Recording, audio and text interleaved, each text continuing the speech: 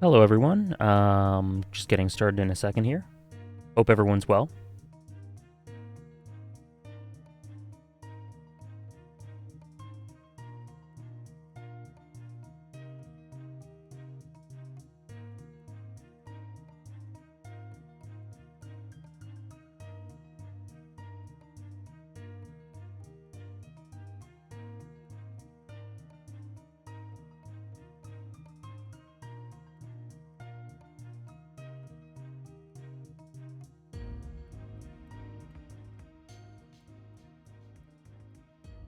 Alrighty, wrong thing. There we go.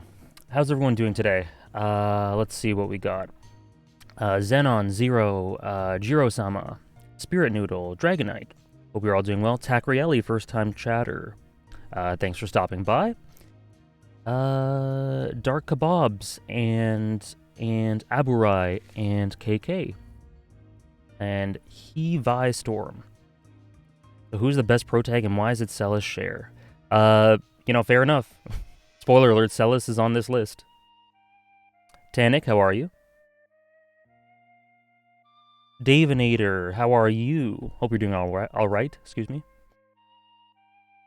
Nice shirt, thank you. Embargo on Elden Ring reviews is being lifted soon, and I'm fairly excited. Oh yeah, is that right? Personally, I don't really...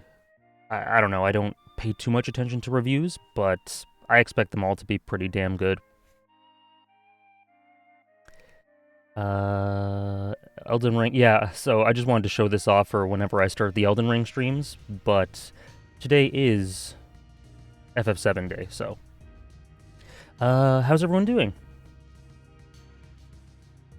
Peak Fiction Kino.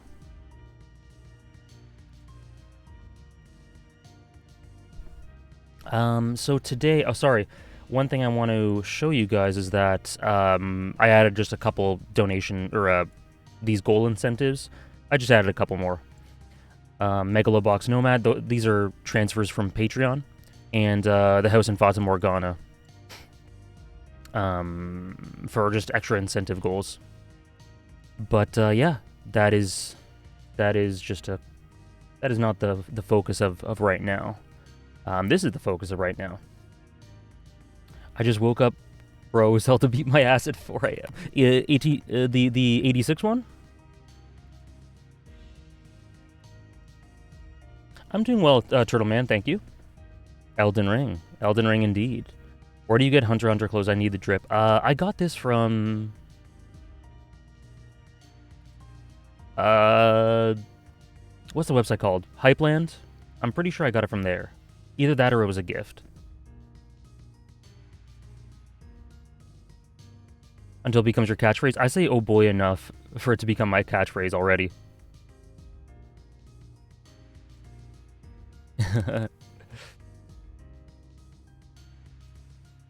I really like Killua too. Still I work in the library. Frustrating that no one walks in, really. Oh, that's interesting. You work in a library? That's cool. I don't know, from around, before COVID hit, from like 2018 to 2020 or so, I would spend so much time in libraries writing scripts and things like that, and I'd go in pretty early, so me and the librarians would have a bit of a relationship. If you count a relationship as saying good morning and how are you every time I went in early. Megalobox, yep, that is a donation goal now. That's really cool, Dragonite, I hope that's the case. Yeah, 86. I don't know, Critty. I'm never going to play that one. Just finished an econ class. This stream is a perfect remedy. Sorry I didn't enjoy it. I took one econ class in my life, and that was enough. Was the librarian hot? I mean, they were an attractive person. I wasn't attracted to them, but they were my friend.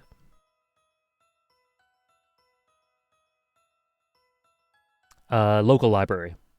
In uni, no one had relationships with libraries. It was too packed. They were too busy. Okay, so last time, just to recap, this is where we got to. We got to, oops, I spoiled a little bit. We got to Kratos. Sorry, let me just go through them all. Jeff Winger, Haruhi Fujioka, Jordan Belford, Natsuno Minami, Keitaro Miura, yes, for anyone who didn't hear that last time. Titus, Tomi Kisaragi, Leonardo Watch, Lelouch, V. Britannia, Andrew Neiman, I think his name was. I didn't put his last name. Punpun, Eric Taylor, Cecil, Frodo Baggins, Yomogi Asanaka, and Kratos from God of War 4. That's what we've gotten far. That's where we've gotten to so far. Just scratch the surface. What were your thoughts on Jeff Winger? I didn't explain. I didn't talk too much about him, but you know, kind of an asshole, kind of a dick, but nonetheless, enough of a soft underbelly to him, and enough of a human side, and enough of someone who enjoys the connections he has, and displaying his affection in certain ways, in sarcastic ways a lot of the time, for me to want to sort of get to know him and follow his story. So I found him likable enough and well acted for sure by Joel McHale. Thank you for the follows, Nasty Donuts, Coach Danny, and that guy Ahmed. Thank you very much. Yeah, no problem, Takriella. How many are you going to do today? No idea. Until we get to a point in time where we've talked a decent amount about it, but not too much. No clue how long that'll take. Oops, Jesus. My bad.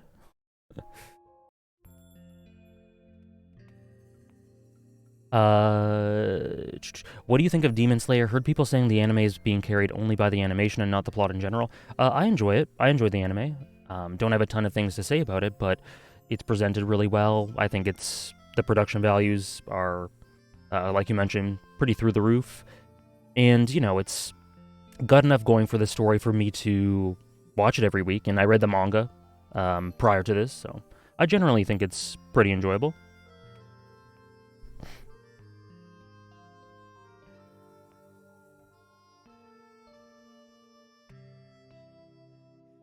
Yeah. I don't know, guest. I don't know what happened. But, yeah,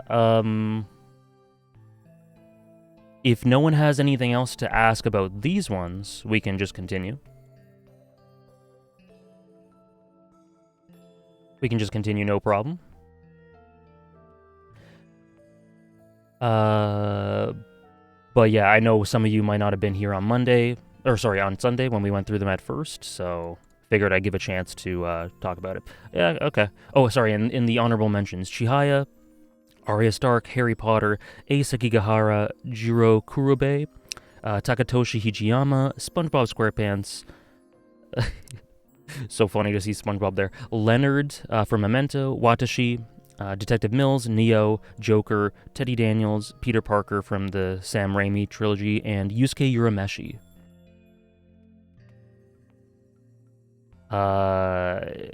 Well, so Antagonist, I talked about him in my video on Kekai Sensen, so if you want a more, I guess, elaborate review about it, but yeah, for sure, that's why I just asked if anyone had any questions. Essentially, Leonardo is the underlying thematic through line that adds, that gives order to the chaos that is Kekai Sensen.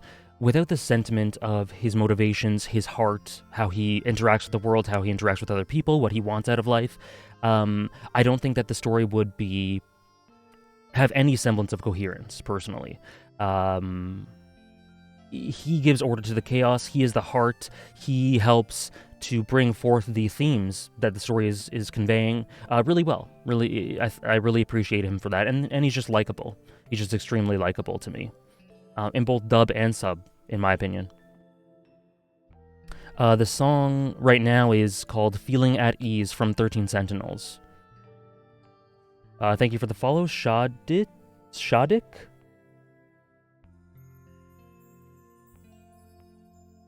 Was expecting Yusuke to be higher. Well, he's one of those ones who I enjoy a lot, but kind of limited, kind of like Lelouch, by, I guess, how I feel about his series. Not adoring it. Have you heard the video of his voice actor making dad jokes? It's amazing. I have not. It's Harry Potter it's not really guessed. It's just as an entity, but primarily referring to the books. Because like it specifies here books. Some of Daniel Radcliffe's scenes are kind of in my mind when I think of that. But there's no separate. I'm not separating them. I just put books here because they're books primarily. So let me just put that. Books primarily. I forgot you actually watched Yu Yu Hakusho. Yeah, I have. It was a long time ago, like 2016, 2017, something like that. Arya Stark, yeah, is one of many. It's an ensemble cast, essentially. And there's some, like, ambiguity between what some might consider to be a main protagonist. People are probably going to fight me on some of that, which is fine. It's a gray area. Would you recommend playing FF14 is 3D... How would you recommend playing FF4 is 3D the better option? It depends. Sorry for the non-answer, Zenon, but it depends. If you prefer pixel art to the 3D blocky character models and stuff, which I know a lot of people do, maybe you should go with that.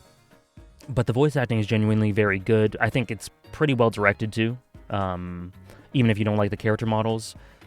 There's pluses and minuses to each. I don't think you can go wrong either way. It's a very preferential thing. Do you think Ron was dumbed down in the movies compared to the books in Harry Potter? Yeah, he was. Definitely. You can tell the writers they definitely had a preference for Hermione.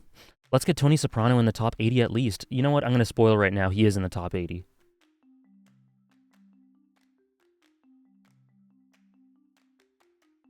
He is dumbed down in the movies, in my opinion. Oh yeah, and FF4 3D is definitely harder. It is definitely harder, so just keep that in mind. It's a pretty damn challenging game. Yeah, and FF6 released today. That's why I played Terra at the start of the stream. Okay. 84. Hold on. Just hold on a sec.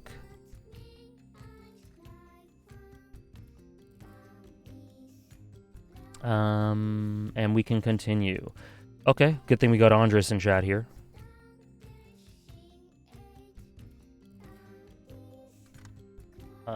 Himura Kenshin from Rurouni Kenshin, Trust and Betrayal. Very AJ core, just the type of character I love in concept and execution. Just, I don't know, the way Kenshin interacts with the world in this, the way his general characterization, the way his character arc goes in this tiny OVA. Just everything really very much appeals to me. It's all very weighty. It's all very, classically tragic. Yeah, full of angst, full of pain, full of depth. I really buy into Kenshin in the OVA, and the Trust and Betrayal OVA. Humble spot for the humble goat. Definitely. How's the FF14 progress going? Well, I'm post-game A Realm Reborn. Post-game A Realm Reborn, so... I don't know if you can gauge from that, but definitely made progress. I'm not sure about the pixel remasters. I'm assuming they're great, but that's a bit... that's an assumption. Main show Kenshin is fun, yeah, I agree. He isn't a favorite of mine, though. That's why I make a distinction here. But from Trust and Betrayal, definitely sticks a bit deeper for me. Yeah, I did hear about the Nier anime. That is interesting, and I'm skeptical too, but I'll check it out for sure. This is a phenomenal arc that really made so much click together in both the anime and manga for both all Kenshin has done and all he will do. Yeah. It really characterizes him in a way that it makes make sense why he acts the way he does in the anime. While being a pretty self-contained story and cohesive story all on its own. Yeah, I really buy into it. I really think it's great. Yeah, so, number 84, Kenshin. How's it going, Ostmustis? Ostmustis? Sorry, I always have trouble pronouncing your name. Hope you're doing well. 83. For 83, we have... We have a bunch here that I think will go by relatively quickly.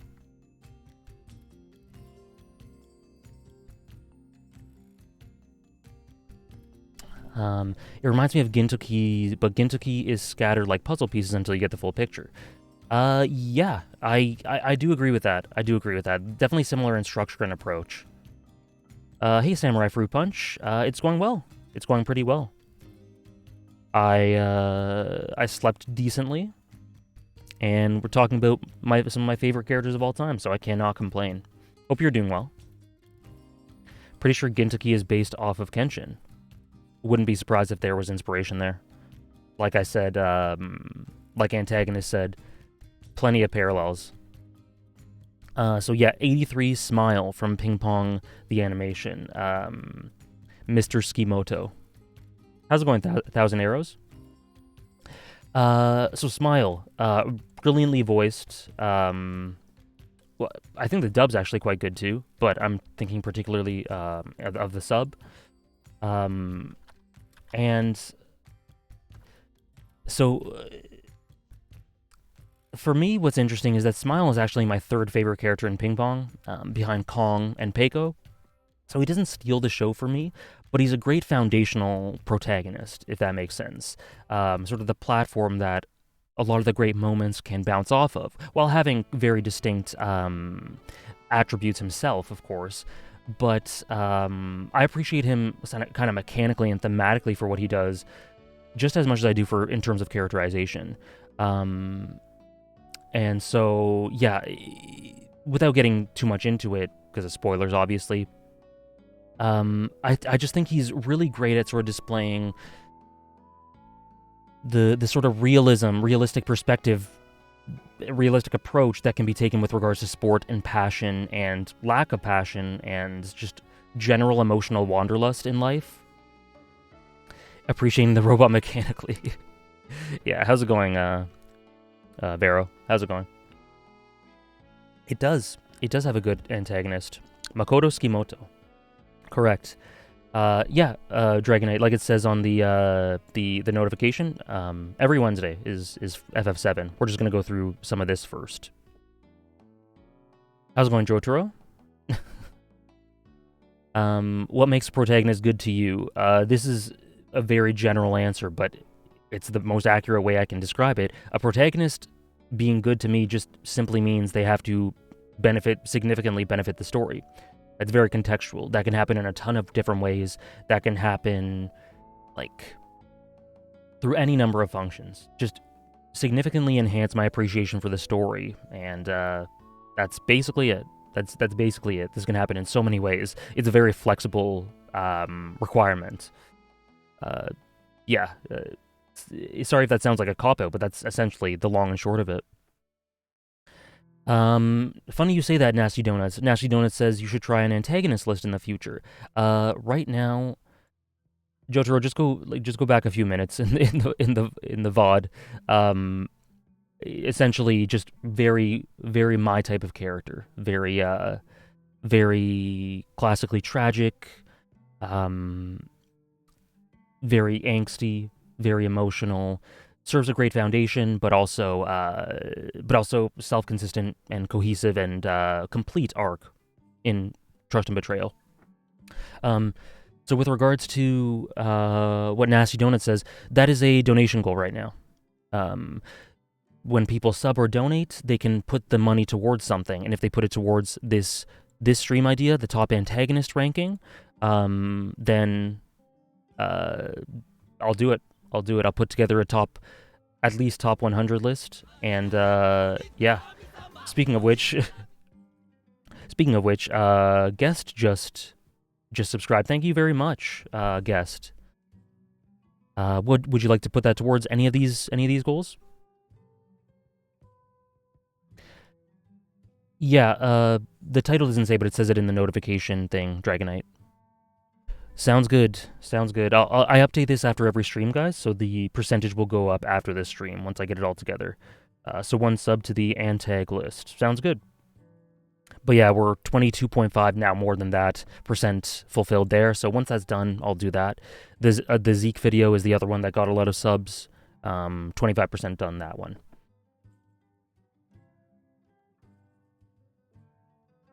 What is the threshold for the goals? It depends on how popular they are, Andres. Because I don't want to make it. I don't want to make it too like unreachable. but at the same time, they're goals, right? So I don't want to make them too easy. So I sort of gauge it by the interest. Um, but for I think the antagonist list, it's the equivalent of $100 to me. I think is what it is, and every sub is like $250 or something. Zeke is less than that. The Zeke one's like $50 or $60 to me.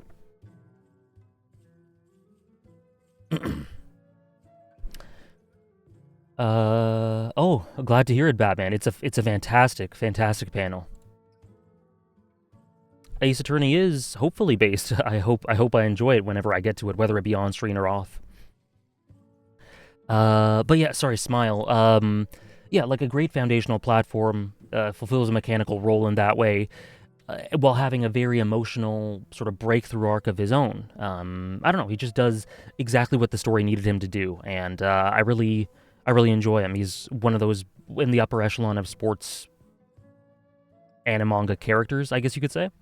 But yeah, he's really good. Voiced beautifully by Koki Uchiyama. Very much his sort of character as well.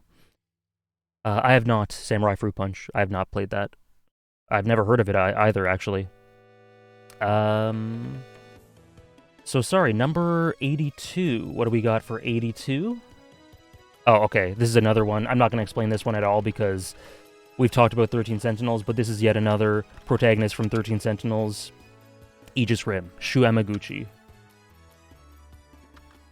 The ensemble cast to end all ensemble casts. Number 81. I don't think I'll talk much about this character either, but I absolutely adored her. Hardly anyone had watched Kyoso Giga when I put it in my top 100, so I doubt any of you know much about Koto, but just a fantastic... Is 13 Sentinels that good? I wouldn't be talking about it this much if it wasn't that good, Baby Gill. I made a video about it if you're interested. It's spoiler-free, so you can watch that as well if you're interested. Yeah, I'm not lying. It wouldn't be on my list if it wasn't that good. It's fantastic. I gave it a 10. Yeah, so Koto from Kyoso Giga, just when I think of heartwarming, beautiful souls that are protagonists, this is one of the first things that my mind goes to. Not super deep, not complex at all, very simple character, but the heart, and kind of similar to Leonardo Watch, the thematic through line, the emotional through line that puts all of the chaotic elements of the story together, gives it semblance, gives it order, and just, makes me tear up with joy. She makes me very happy. Koto is a sweetheart.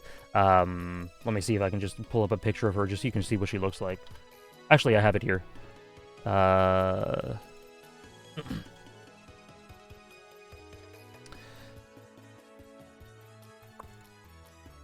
Right here. Right there. She's a beautiful soul. I love Koto. And then, so to continue, how many protagonists does 13 Sentinels have? 13. 13 protagonists. Some have more weight than others, but it's pretty damn equal. If my man Mugen from Samurai Champloo doesn't make top 25, we riot. Thank you for reminding me. Honorable mention for him. I think he's great. But not quite. Didn't quite make the cut.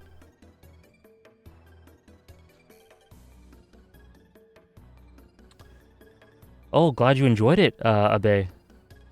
That must have been a good birthday present. Hey, Sebastian. I did. Mugen is clear of his series. I disagree, but I understand it. I did hear about the Nier Automata anime announcement. I'll be checking it out for sure. Don't know how that's gonna work in anime format, but interested to see what they do with it. Gonna assume Spike ain't here as well. You never know. I guess there's gonna be a riot. Yep. Could you just wait until I finish the stream though? I just want to at least make some progress in FF7 Remake. Warrior of Light gonna be 0 since it's you. If Warrior of Light had some characterization, they might be here. Maybe they get characterization. Fu isn't the protagonist. For some reason, I look at Mugen as the main one, but you could say Fu as well. I'm just hoping Gintoki makes it out of the honorable mentions compared to the last list with Gintama. Well, Gintoki is not in the honorable mentions, is what I shall say. But the point I was trying to get across here, I love Koto. She's just the best. She's the best. Number 80. This is a recent addition. Well, semi-recent, like last year. Violet Evergarden. From Violet Evergarden. I initially didn't buy I didn't super buy into Violet as a character because, you know, if you've seen the show, she starts as a sort of, she's the 81st best. Fair enough. Thought that was gonna be from Arcane. Yeah, no, Violet Evergarden.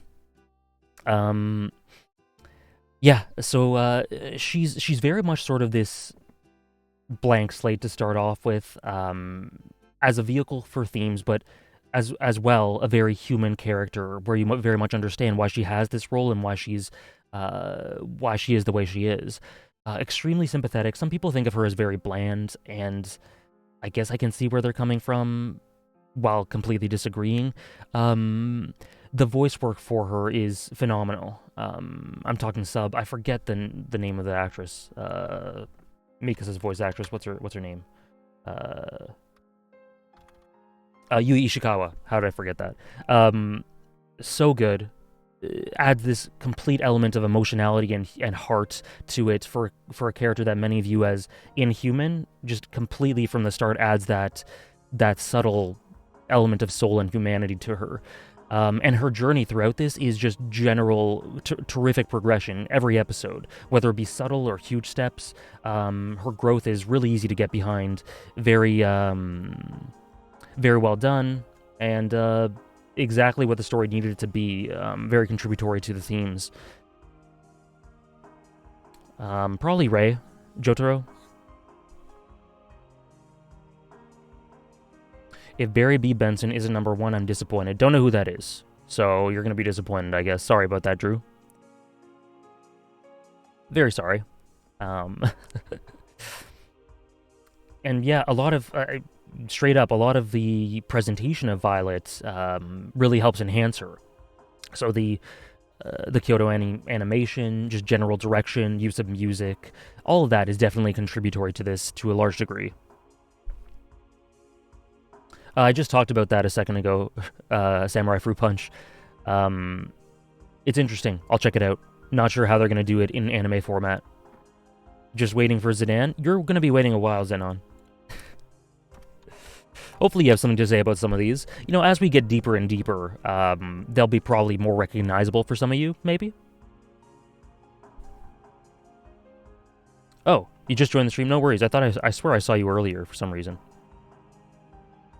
But yeah, no worries. I'll check it out. I am down to wait that long. Oh, Barry Benson is the B movie. I see. Yeah, no, that's lost on me. Sorry about that. Okay. Oh crap. Okay. I thought I lost it. I did not. Here's a relatively new one actually. Mikado Ryugamine. I talked a lot about, well, not a lot, but intermittently in the top 100 list about Durarara and what I get from its themes and the central premise and how it all coalesces together and how Mikado is central to that. You know, maybe not as central as Izaya, for example, but definitely essential to that theme of the sort of cyclical and subtle and I don't know, ephemeral feel of change, how things can change a ton, but then at the same time, when the dust is settled, things feel like they've stayed the same, whether it comes to society, people, places, you know, anything like that. Mikado's a great example like that, and Mikado's development and progression throughout the series is quite stunning, in the way it comes full circle, and the drastic changes, and the subtle changes, and everything in between. Is this the girl with the cat motorcycle helmet? This is not, but that's the same series. Mikado Ryugamine. Here, I'll show you what he looks like.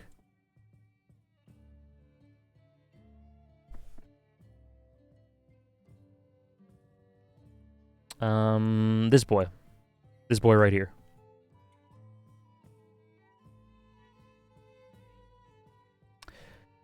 But yeah, great character. Is Mikado the crocodile face? No, it's that guy. Yuri, definitely. He's one of the better characters in the series, and it's like I've been in a constant state. I have Celti, Shizuo, Izaya. I like Shinra a lot too. There are lots of interesting characters in Durarara. It's one of the strongest anime manga casts I've seen. So, in some ways, in some arcs and some seasons, Mikado may not stick out as much, but his development is as coherent and powerful as anyone else in the series, and his role as well. And yeah, him looking. If you think he's bland, that actually feeds into a lot of his role. Personally, Simon is the protagonist for me, top 1 character. Maybe, who knows if he'll be on this one. We shall see. How's it going, Swagariolo? How's it going? Despite Mob Psycho 100 wasn't even in your honorable mentions part of this list, I'm surprised Mob isn't in the honorable mentions for this list. Is he in the top 100? Dragonite, I'm not gonna reveal right now at this moment. If you ask, I'm not gonna say yes or no. They're in the top 100. I did it earlier for a couple that are just very obviously in the top 100 because people know how I feel about them. But for ones like this, I'm gonna hold off until like around 50 or so, and then I'll tell you yes or no. Yeah, so just, I guess in a future stream, if you want to ask me about it, like once we hit like 50, 60, I'll for sure be able to answer you. Oh, Simon. I thought you were talking about, okay, I thought you were talking about Gurren Lagann. Sorry about that. But yeah, I like Simon too. Why is he weirdly executed, Baby Gill? Without spoilers, if you could. The number one... I don't know what you're talking about. I don't know what you're on about, Storm. If you say so. Yeah, I agree, Antagonist. Totally agree. Yes, I have watched Mob Psycho 100. Very good show. Okay, 78.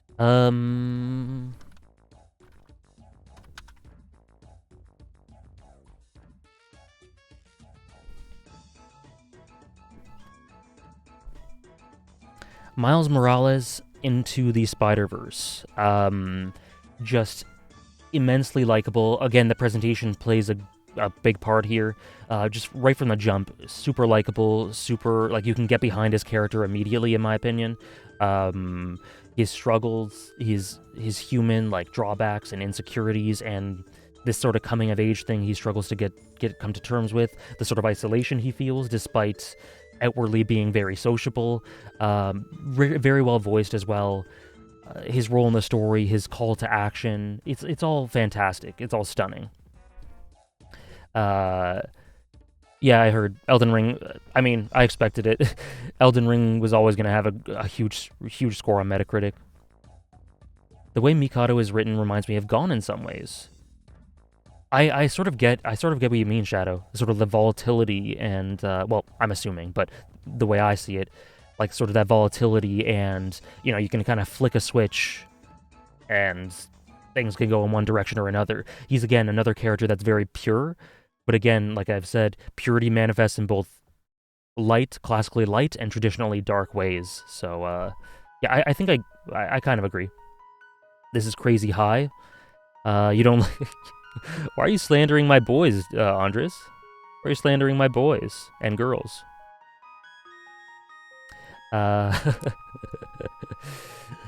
Andres is a Miles Morales hater, I guess. Yeah, amazing film. Spider-Verse is like a film that's so obviously good to me that I have problems describing why it's good. Like, do you ever just Do you ever spend so much time? This is kind of a divergence, but do you ever spend so much time thinking about stories that when people ask you what's good about them, like you can't even properly get at it? Or if someone asks you a basic plot point, like you kind of forget about it at first? Like I spend so much time thinking about Chrola's identity and things like that from Hunter x Hunter, and just delving so deep into that rabbit hole that when someone says like, why does why does Kurapika hate them or something, I have to go, hold on. Yeah, okay, he hates him because XY. Like, anyways, point is, Miles Morales is great. Yes, Kyloff. Mikado is right there, yeah. Fantastic protagonist. And yeah, the voice acting for Miles is so good.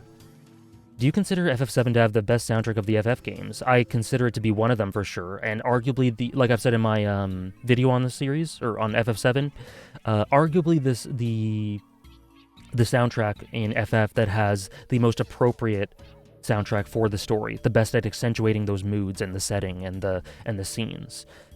Definitely, I would not argue with anyone who said it's the best, who would say it's the best soundtrack in the series. How's it going, Kyloff?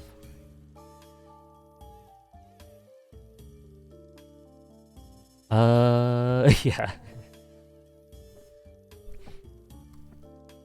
Yeah, you spend time thinking about such heady themes that a lot of the time it's just like, oh yeah, that's the basic plot. Okay.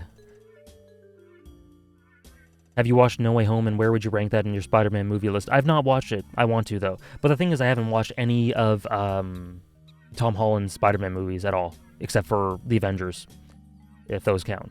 So I want to just jump into No Way Home eventually, without watching the previous ones, just for the hell of it. Yeah, I haven't seen any of them. But because like the nostalgia attached to the premise of No Way Home, it just has me wanting to watch it just cold, not having seen the other two. There is a Killua emote. It is, I think it might be a high tier.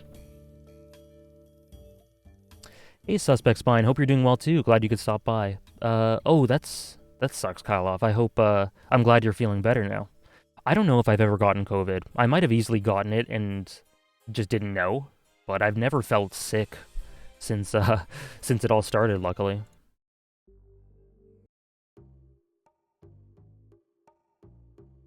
Critty. I'm not watching the whole MCU series, Critty. It's just lost on me. The appeal of the whole cohesive thing is lost on me. Are you saying the first two Tom Holland movies? Because I could do that, but I won't do the whole MCU.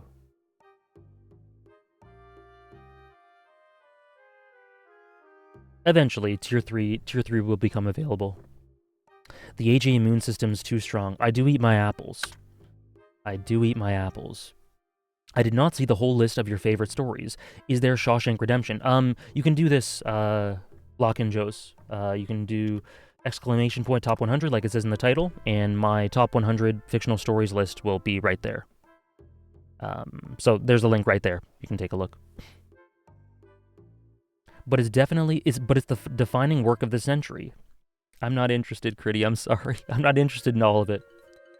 I get it. I think it's a great achievement and everything. I think it's a marvel. But I don't want to watch every single one. I'll watch the Tom Holland movies if you insist. But I will not watch this whole MCU if you insist. I'm sorry. I trust your opinion, but it's a personal taste thing. I had a really hoarse throat at the start of COVID, pre-March, and couldn't speak for a week. Might have been COVID, but we will never know. Yeah, I think that I might have had that, like, February or something. And that it had made its way into Canada back then. So maybe I had it, not sure.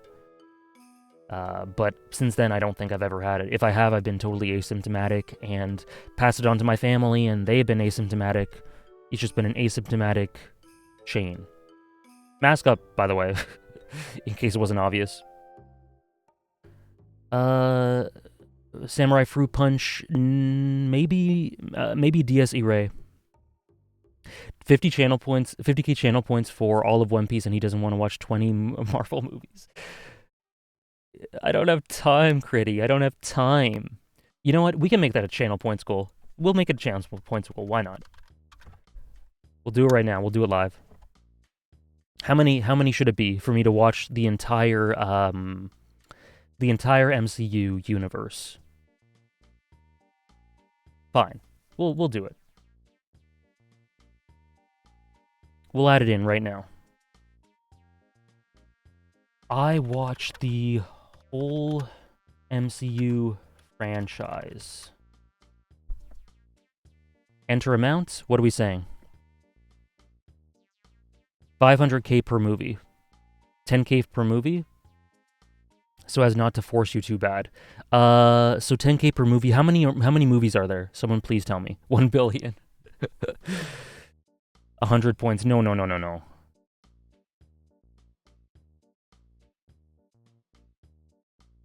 It is one chapter of One Piece, Quicksilver.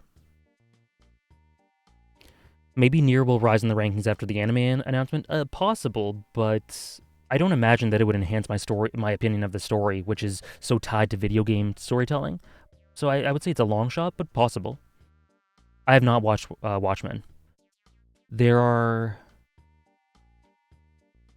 Yeah, 10k is too little a movie. There are 27 movies? There are 27 movies? Holy shit.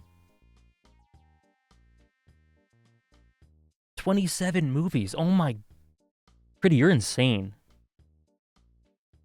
Critty is like the Marvel MCU equivalent of people who try to get me to watch read One Piece.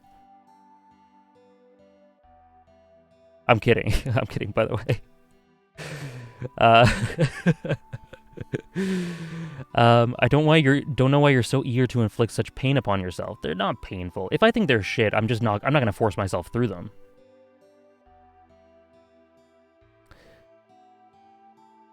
Except One Piece is worth it. Okay, so here. We'll do... I watch one MCU movie, and that will be 25k.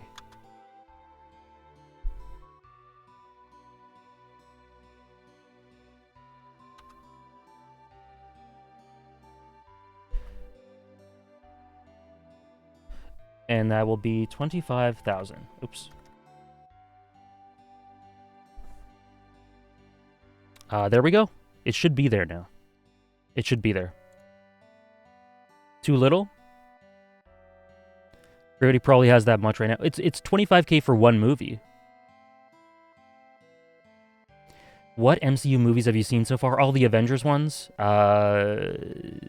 Some Iron Man. I think maybe all 3.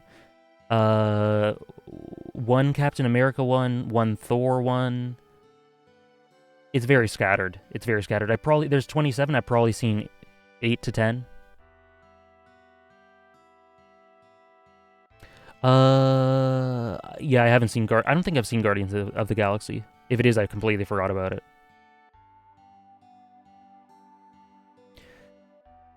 Are you going to set a score to us to recommend you a manga? No. Like you mean a channel points goal for if it's reached, you recommend me a manga and I read it? Is that what you mean? Samurai Fruit Punch? What if I claim it and tell you to skip one? That's fine. No. Don't do that, Tanik.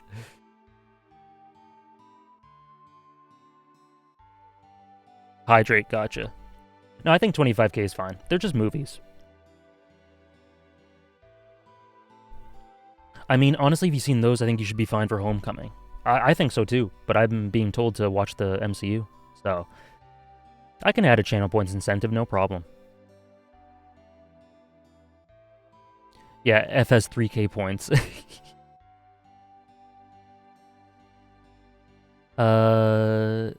Yeah, I don't want to do that Samurai Fruit Punch. I don't have enough time. I don't have enough time to just take a bunch of recommendations from channel point stuff. I wish I did. And I'm sure you guys have great recommendations, but I just don't have time, unfortunately. Do TV shows count as part of the 25k? What do you mean? No, sorry, no, not, no, just the movies, just the films. I get what you mean now. Yeah, movies, just the movies.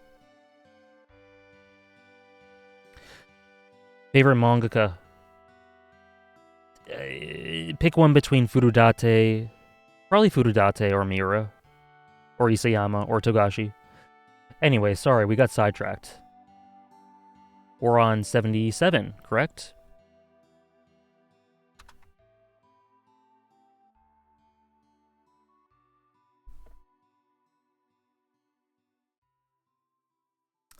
As long as you watch the previous Spider-Man movies before No Way Home, it's honestly not a big deal. I just think a whole MCU rewatch is very rewarding because it's not just the movies are interconnected, but some are actually really well-written character arcs and conflicts. Yeah, no, I totally get you. Like, jokes aside, Critty, I totally understand.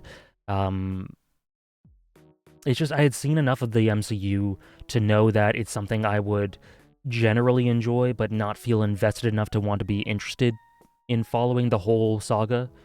Um, which is why I've been watching it the way I have. But yeah, I'd be open to it as a little channel points goal here, and I totally get the sentiment. I totally get it. How's it going, Holy Potato?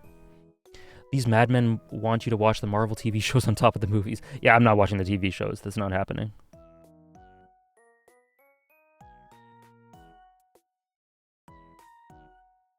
Just as I was about to play Undertale. Yeah, so Frisk, Undertale. Silent MC, the second silent MC in this list, I think. Sounds good, Code Donut. Very based pick for number 76, Mr. AJ. I thought so too. Thank you, Gil.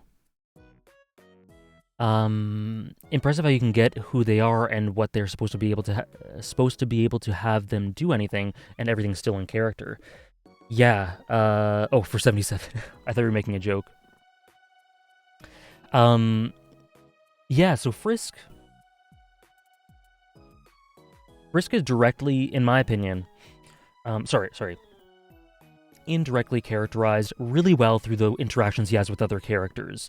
You may not be selecting dialogue options, they may not be talking, but the way that other characters react to them, no matter which route you're on, and actually the effect in characterizing them is additive through the routes, is just really good. I find it really, really effective in getting across your choices and how they affect the world around you. And it's just, I don't know, a sort of abstract way of indirectly characterizing that I find very effective and so foundational to everything that Undertale does. Yeah, no dialogue exactly, Rosaman. How long did it take you to make this list? Couple days. Couple days. Do not disappoint me with the first best silent MC. We shall see, Mr. Taketsu. Even the end of The Incredible Hulk is referenced in The Avengers, and a character from the movie is a recurring character in movies like Civil War and Infinity War. Yeah, I get all that for sure. I totally understand, and I totally believe that the optimal way, the definitive way to get the most and the most quality out of the franchise is through watching everything. Totally get it. I would never, you never hear me say otherwise. Will you move around and show the end result once you reach 100? I missed a lot of the list. Well, here you go. We can still fit it all on screen.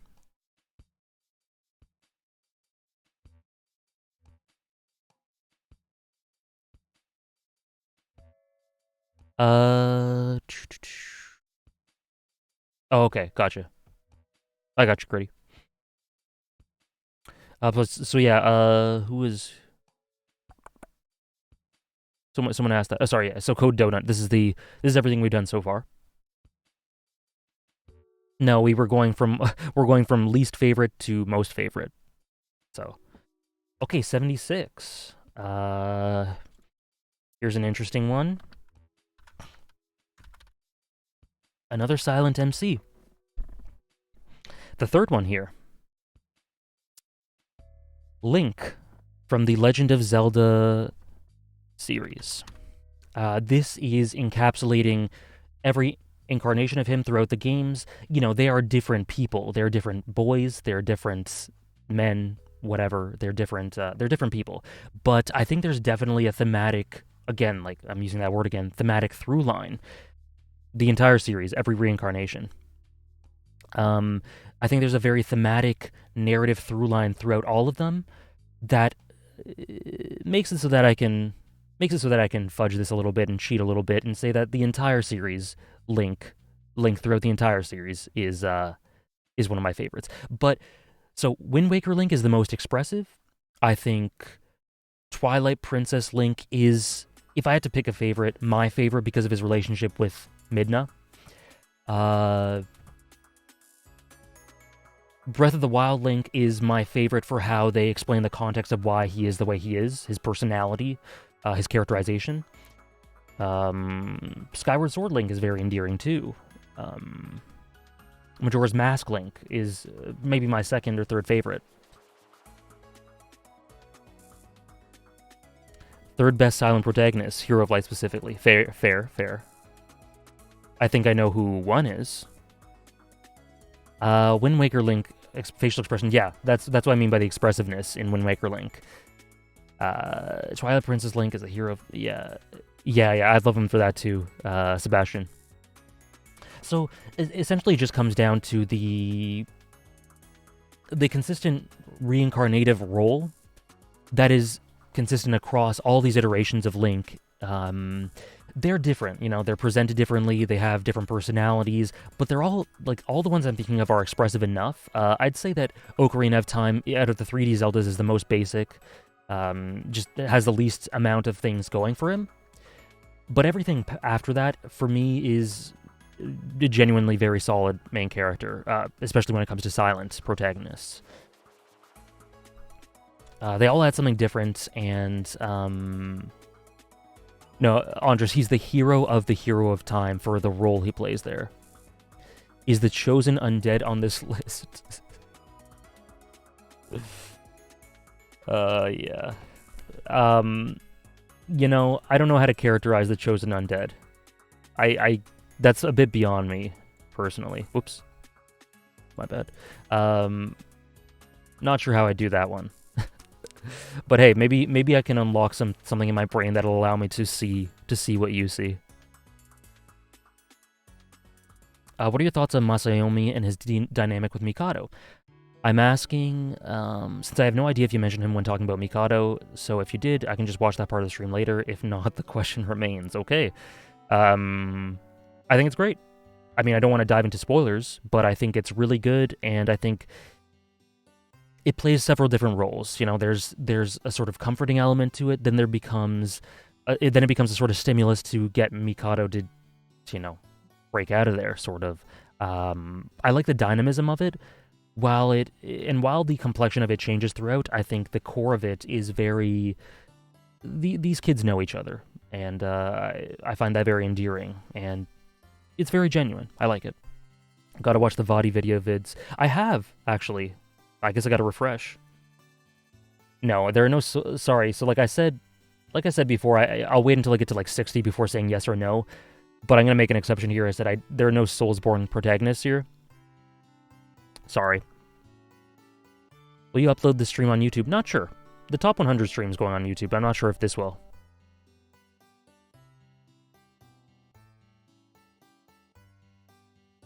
Speaking of which...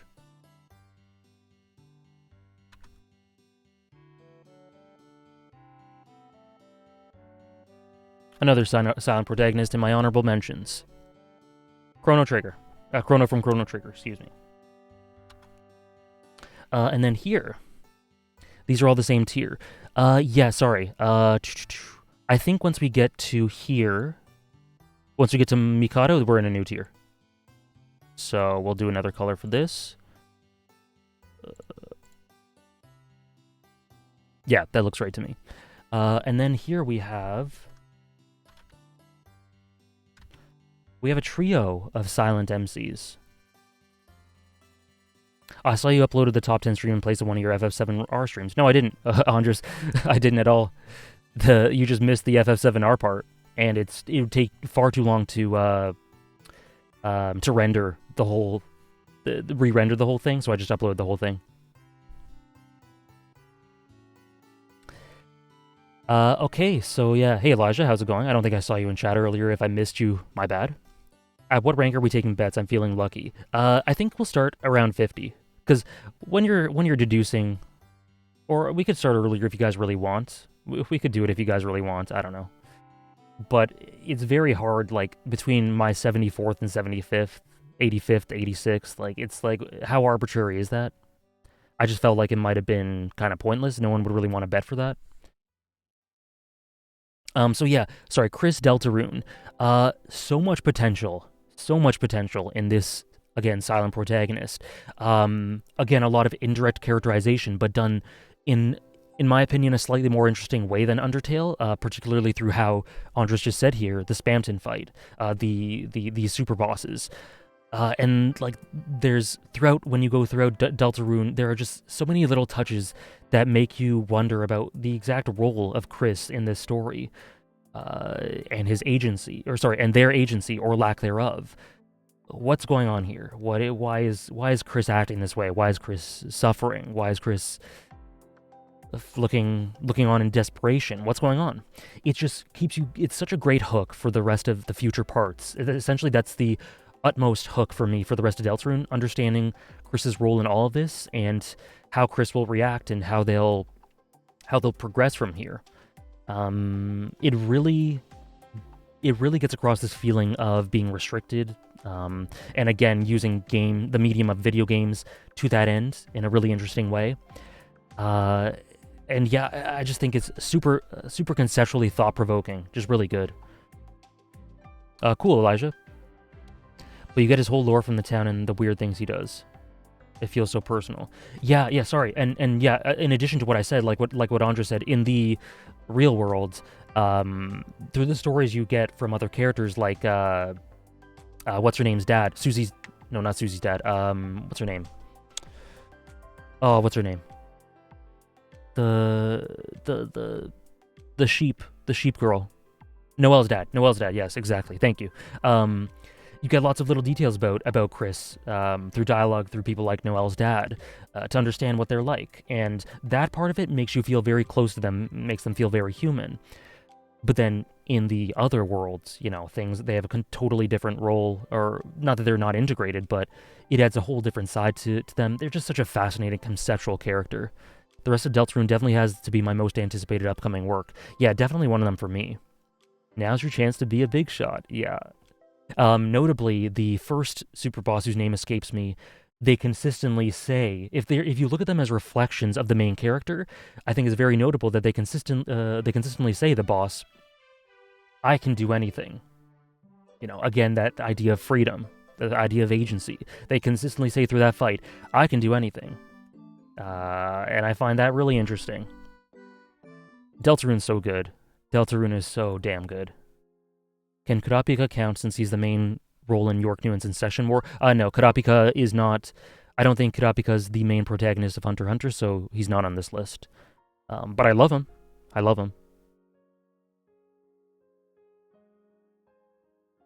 Yeah, you can't hear me, Indie Lord, but I'm glad the reviews are bonkers. Toby Fox is a genius. Yeah, Noelle's dad is a fantastic minor character. It made me tear up, to be honest, when I was playing through. Chris and Asriel's dynamic as they've explored it through the town is one of the most striking things to me that I've seen from Toby's writing. So visceral, yeah.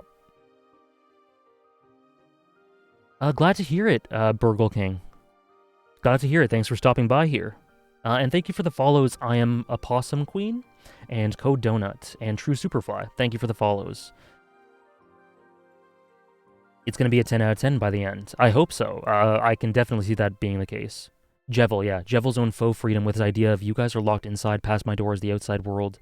I'm free is so genius, yeah. Spamton gets most of the accolades for good reason, but I think Jevel's really interesting too. Good. Play Deltarune, Rossaman. Play it whenever you can. It's so good. It's so good. Like, one of the most experimentally, conceptually interesting stories in general. It is so good. Yeah, I don't know.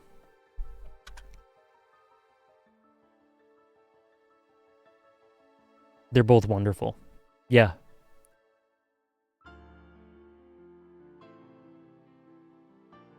Anyways, 74. I kind of want to put them I kind of want to put them higher. Oh, I forgot the pluses in and stuff. So here. This is a +2. This is a +2.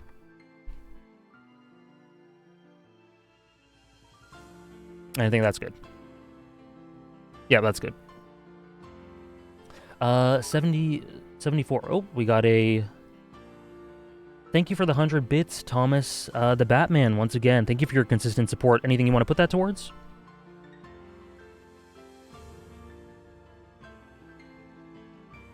Kurapika's now drowning in an indescribable emptiness. I don't think Kurapika puts that much stock into my opinion. Would be flattered if he did, though.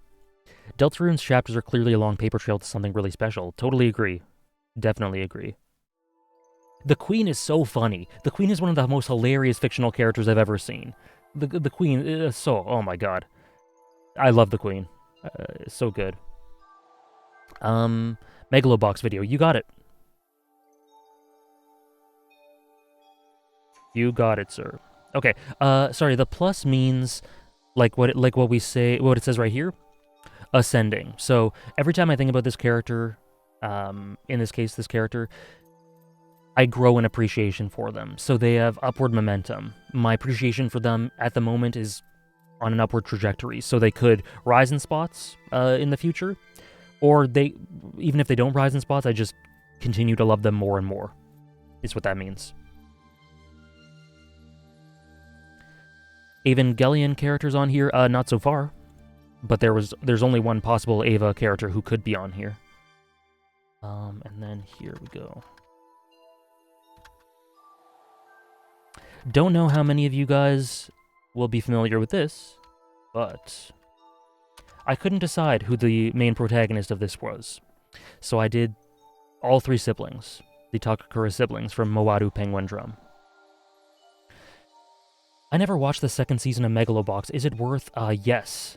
Yes. I think it's more than worth. It is a phenomenal sequel. I like it better than the 1st season, personally.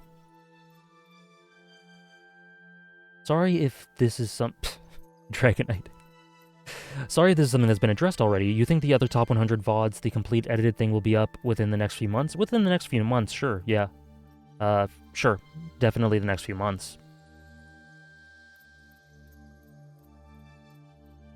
Are you including literature? I'm including every fictional work I've ever experienced, Cicero. So yeah, one of my favorite sibling. So someone was asking about. I talk about dynamics between 2 characters. Someone was asking about more than 2. This is one of my favorites as well. The Takakura siblings. Everything they sacrifice for one another. How they portray the main theme. I won't spoil, but the theme of essentially love and the nuances of sacrifice for those you care about and connection and what family really means. The permanence of those bonds and what we will sacrifice to protect those bonds and what we will, in an unfair world, the sorts of sacrifices you would make for the people you really love. All those sorts of ideas portrayed so beautifully through the Takakura siblings. If I had to say my favorite, it would probably be Kanba, excuse me. But I love all of them. Yeah, new top 100s, Andy. We're I guess 1/4 of the way through it now. I hope AJ includes himself. I don't think I'm that well written, to be honest, Cowdy.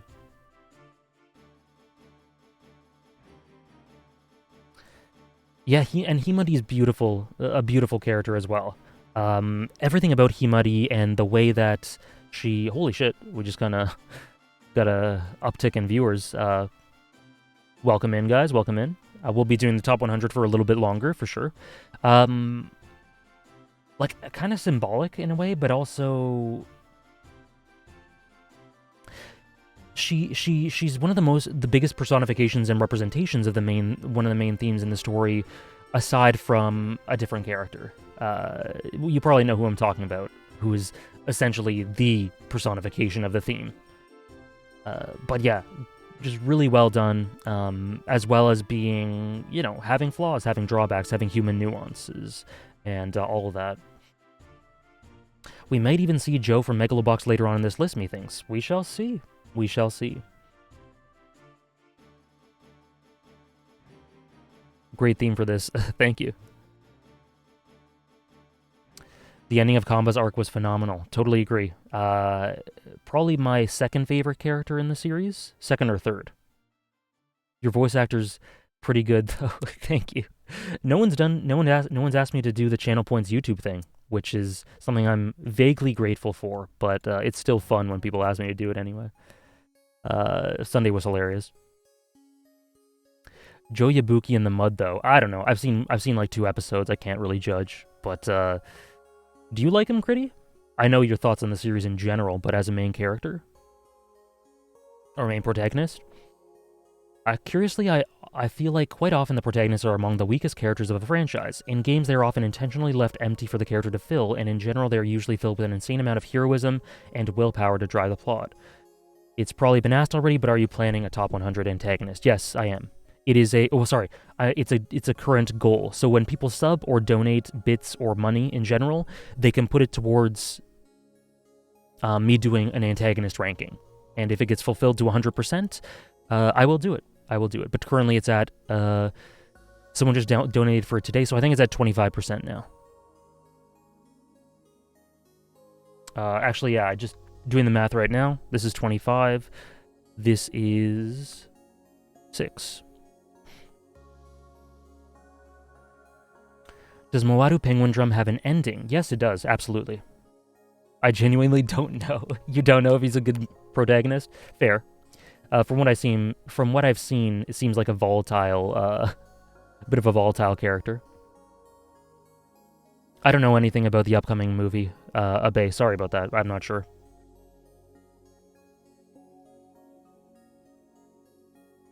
Meadow M top 1? We may never know. We may never know.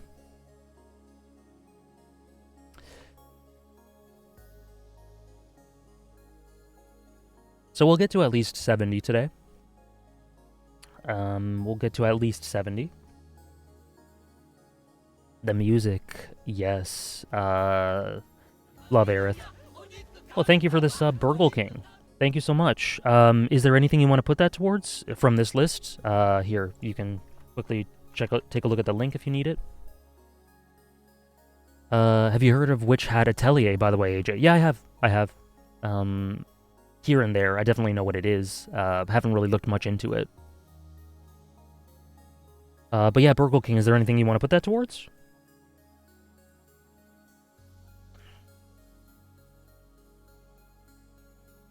In the meantime, I shall do number 73. So someone was saying earlier, I can't imagine this guy being on there. You were wrong. Spike Spiegel. I genuinely quite love Spike Spiegel. I think he's a fantastic protagonist. I think that the way he's characterized and voiced, by the way, talking about the English dub, is pretty spectacular. I think he's extremely likable while being very jaded and flawed, and yeah, I love Spike. Actually, Hero Time is 4th best silent main character. All right, fair. So, as some of you may know, I'm not a huge fan of Cowboy Bebop. I just found my interest wavering throughout the series, despite, like, I still think it's very solid. I think it's very good. I think it's very creative thematically and gets the main ideas across really well. I think the cast are really good. But just because of my inconsistency in the way I enjoyed it from episode to episode, I just can't really call it anything close to a favorite. But Spike, I love Spike. You know, you're gonna carry that weight. The whole idea of moving past our scars and whether you can or can't do it and how to move on in life and all that stuff, embodied through Spike so effectively in such a human way. I can't really relate to him that much, but I feel like I can. Like, he has gone through the ringer, the absolute ringer, but for some reason he's presented in the way that makes me feel like I've been through the ringer when I really haven't. I'm a really lucky guy. But I get it. Like, it's like I'm in his mind seeing this story from his perspective, and that's why the Ascents are so... that's why I love the Ascents conceptually. Even if I might not love them in execution, I love the Ascents in the show and the just general mundane stuff, because those are genuinely huge reprieves for him, and you really love that for him. You know, for a time, he found a home. He found he found a method and a way forward in life, and not gonna get into it a ton, but his conclusion is so it was totally not what I expected, but at the same time extremely fitting, and one of my favorite character conclusions in general. No, Mikasa and Armin are not eligible for this list, Salvatore. KK, thank you very much for the 500 bits. Do you want to put that towards anything? And also, Burgle, I'm not sure if you put that towards anything. The greatest S tier character. Perhaps? You know what? I might... I think he is S tier for me. Maybe borderline double S. Yeah, definitely 1,000 arrows. FF9 analytical playthrough. Sounds good. That sounds good. So we got a sub for FF9. Thank you, Burgle King.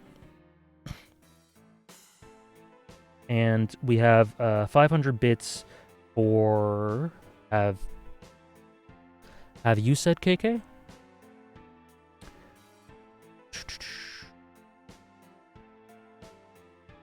Megalobox. Gotcha. Thank you very much for the support, guys. I'll add that in right away as soon as I can. You should see yourself. I have it on good authority that Cowboy Bebop is an anime. Me too. Me too. Found family. Yeah, I agree. You should see yourself. Do you have any idea what you look like right now, right at this moment, Spike? A ravenous beast. The same blood runs through both of us. The blood of a beast that wanders, hunting for the blood of others. I've bled all that kind of blood away. Then why are you still alive? God damn, Critty. Every time I think about Bebop's, the things it does the best, it makes me want to rewatch it and convince myself that it's a favorite. Good God.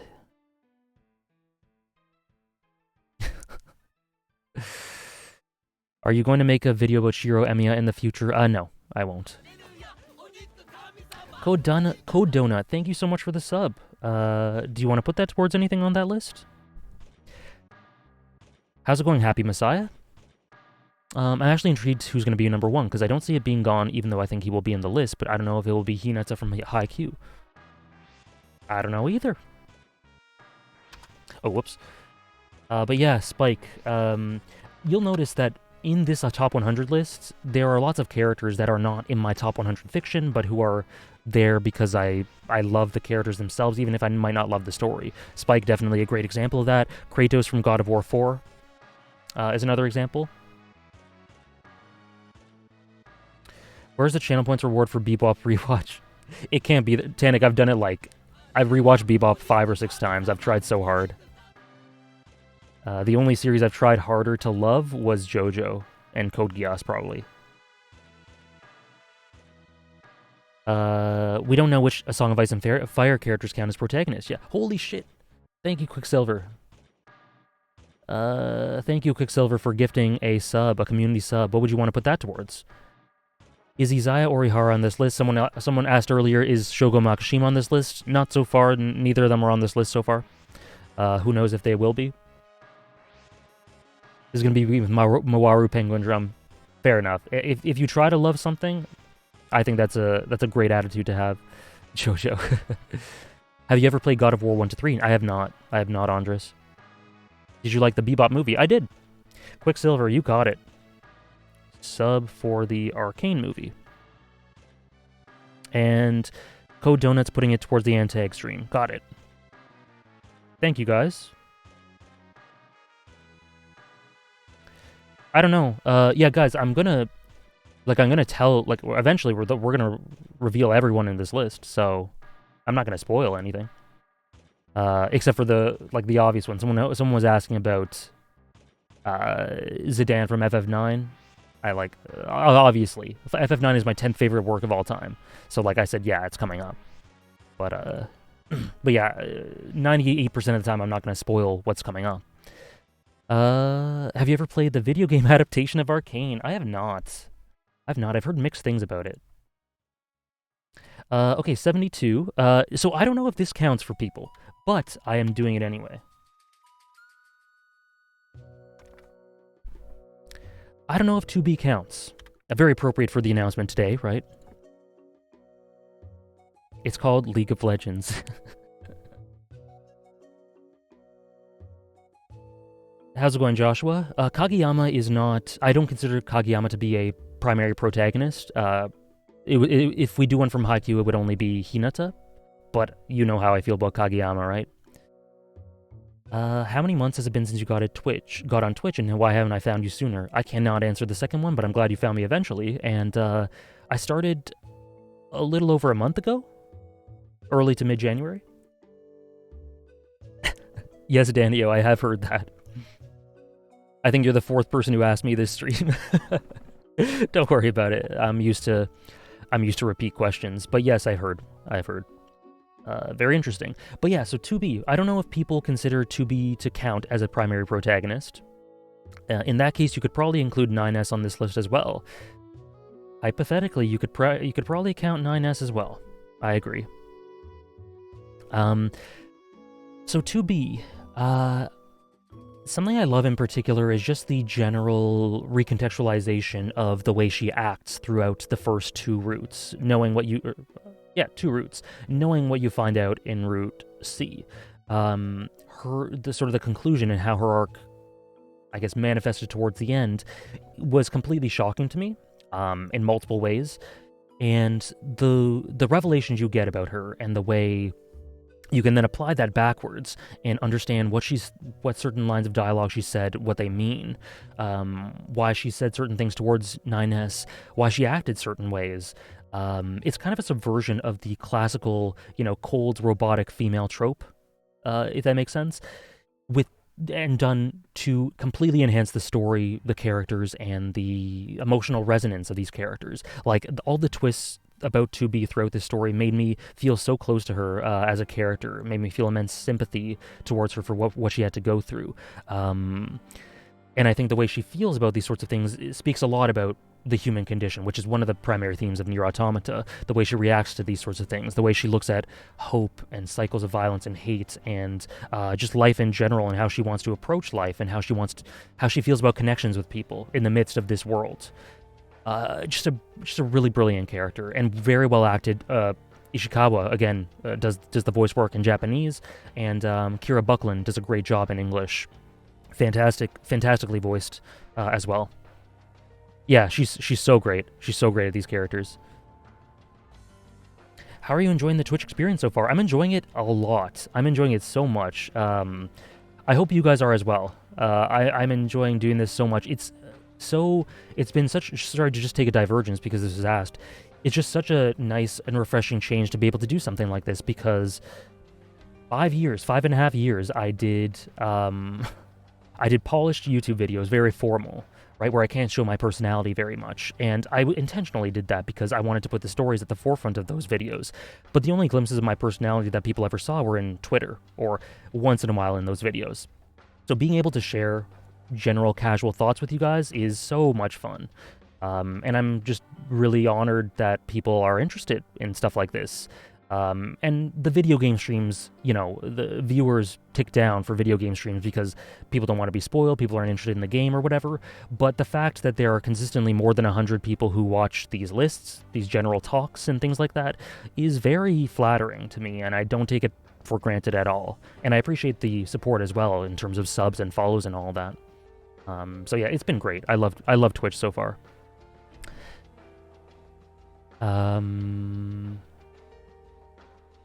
The real protagonist of Nier Automata is the existential crisis you find along the way. Thank you for the follows, guys.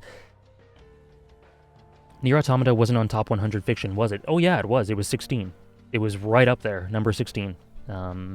It was...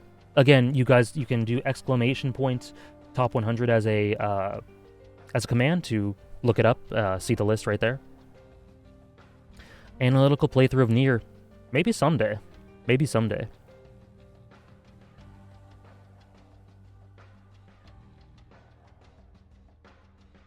I don't know what this is. I just got some sort of hype train emote. I don't know what that even means. It's not like I like your streams or anything, Baka. Thank you very much, Cowdy. That's very nice of you.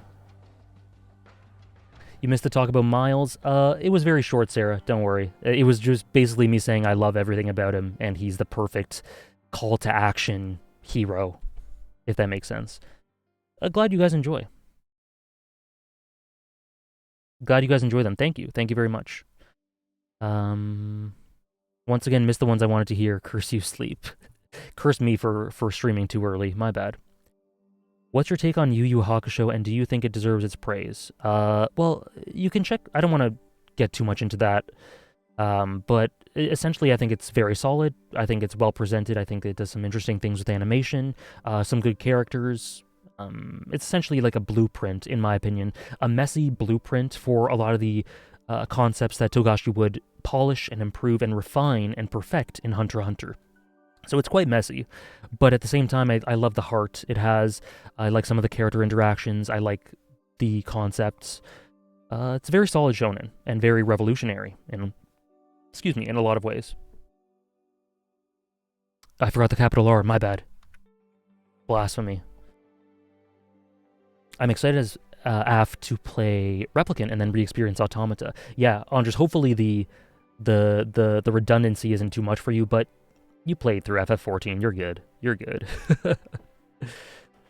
Glad to hear it, Dragon Knight. No worries, guest. No worries, I'm glad you guys enjoy too. They seem pretty coherent to me, both on and off script. Well, thank you. I'm glad they're coherent. Yu Yu Hakusho was such a painful experience for me. I know, F. I know. You and Critty did not have a fun time. Which is too bad, but I get it. I get the immense... Yu Yu Hakusho is one of those ones where I'm kind of in the middle. I give it like a solid to strong 7. And I can understand the immense praise for it, and I can understand when people just don't like it at all. I can understand both sides personally. Wadu Penguin Drum is the GOAT. I agree, Pro Pinkist. Age is lying.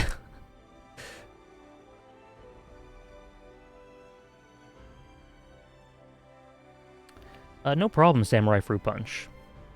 Have you ever played Hades? I have not. I played like 5 minutes of it just to get it started, just to make sure it could run on my PC. Did you see? Did you see a Nier Automata anime was announced earlier today? I'm gonna drink every time someone asks that. Yeah, I have. I'm totally joking, by the way, but it's just funny. This is the 5th time someone's asked me that today. Yes, I have. And I'll check it out. Should be interesting. I made a deal with Tyke that if I gave Replicant a 10, he would have to experience something of my choosing, so hopefully that happens. Oh, what would you do? Would you give him 14, Andres? You hate everything about the final arc? Fair. Have you played any of the Devil May Cry games? I have not. By the way, this song. Have you heard this song before, Hannah? Have you heard of Nier Automata? It's got an anime coming out. I have. 6 times. Make him read all of 86? What are you doing, Andres? Is he not your friend? You know his feelings. My biggest critique on Yu Yu Hakusho, what they did with Genkai, and it's tough. I didn't like that either, antagonist. Yeah, I didn't like that either. It felt weird to me. That is Run with the Wind, yep.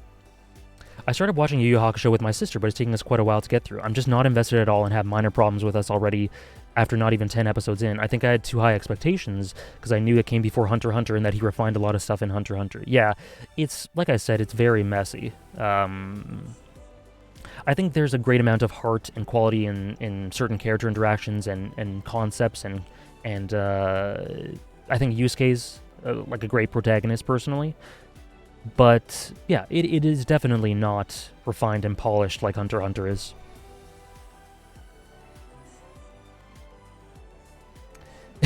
Thanks, Critty.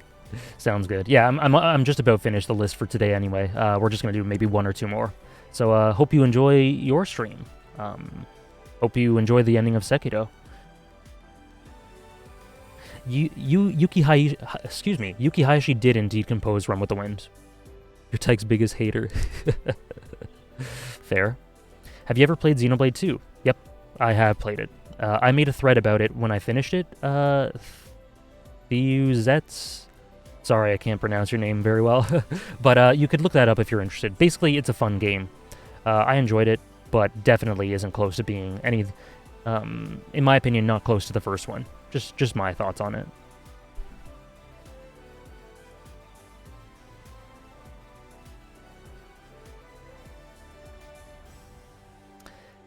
Yeah, this is one of my favorite songs in Run with the Wind, so it does get me very wistful. The only reason I haven't teared up is because I was focusing on chat. How does chat rank the 4 main characters? I would say Yusuke, Kurama, Kuwabara Hiei, probably. Yu Yu Hakusho is a glorified D&D session. Interesting. I also can't make Tyke play 14. He's the person I tell all the spoilers to. Oh, okay. You just load them all on him, huh? Asia, do you feel confident about Manchester Red tonight? No. But I don't feel unconfident. I think it's very much up in the air. Okay, I think the last... Thank you for the follows, guys. The last... I'll do 2 more. So this one is, again, another 13 Sentinels Aegis Rim. My favorite actual character in 13 Sentinels Aegis Rim, actually, my favorite protagonist, Nenji Ogata. Won't talk about him, because same reason as the rest of them, but this is the highest 13 Sentinels protagonist. And number 70. Kuwabara is my favorite. Kuwabara is a good boy. But yeah, 1,000 Arrows, I think I can hope for a draw, a score draw, like a 1-1. That wouldn't be bad. I have heard of Ergo Proxy. I've watched the first 4 or 5 episodes, Salvatore. Any predictions for the NBA Finals? Bucks or Sixers versus Suns or Warriors. With my Raptors being the dark horses, of course. Nah, I'm kidding. It's a bit too soon for the Raptors. Highest 13 Sentinels character for you in total. Will not confirm or deny. Tony Soprano at 70. Not quite. At 70 we have...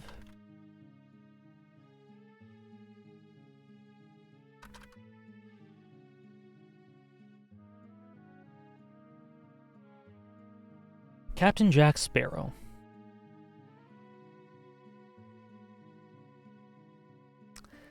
Yeah. Thank you for the hydrate, by the way, KK. I hope so, guest. I hope so. Yeah. Captain Jack Sparrow. I think he's consistently great in the first 3 films. Always fun on screen, often very funny. After At World's End, they completely cartoonized him, making him very unfunny. A lot of the jokes he would be involved in, and a lot of the lines would just be, they wouldn't fit, they wouldn't land. They were just silly. But I think he strikes a nice balance between, showing that non-sugarcoaty, relatively, pirate culture, while not taking life very seriously at all, being funny, being charming in his own way, being a scoundrel, right? A sugar-coated scoundrel. This isn't Black Sails, but nonetheless. And then yet, when he gets serious, you really feel the gravity of the occasion. And yeah, I just think he's an all-around great protagonist. He does everything I wanted a protagonist of the Pirates films to do. I think he's awesome. The worst pirate I've ever heard of. You like football? Yeah.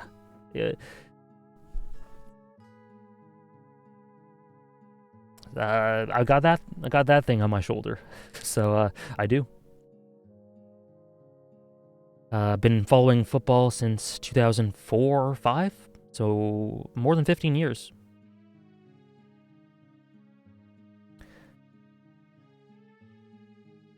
Does Atletico's red card from round of 16 carry over into today's match? No idea. I know Koke's not playing.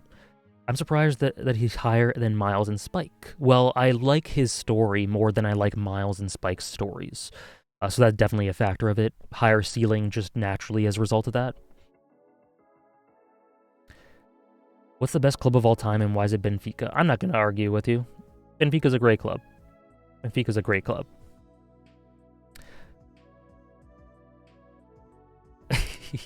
But you have heard of me. Football or football? Depends on where you live. Depends on your culture.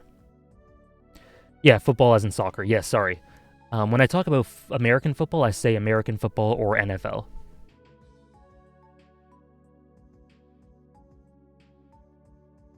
I know nothing about football. Aw, sorry. I don't mean to alienate people who don't. We can get into 69. We can get into 69. Actually, should we? I think we did 15 before. I think we're going to end here. I think we should end here.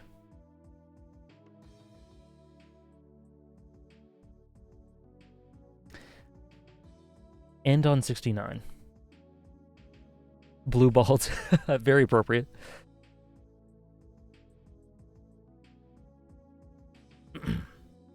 Yeah, I think this is a good spot to end.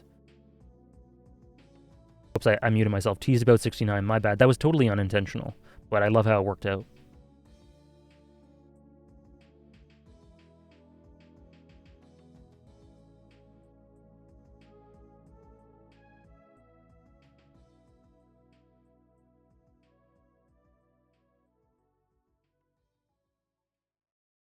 Sorry.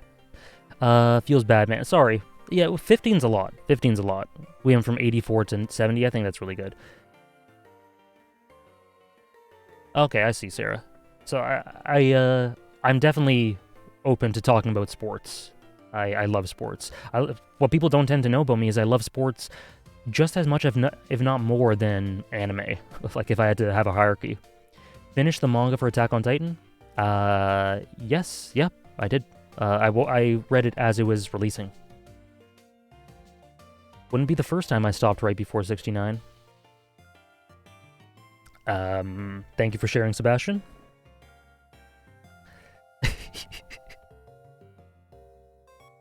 The first one, a fellow nerd.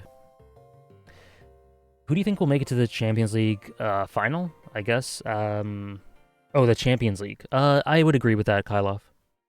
Are you a fan of hockey? No. I'm a bad Canadian. I cannot get into hockey. I just don't. It doesn't fit in my brain. I cannot enjoy it, unfortunately.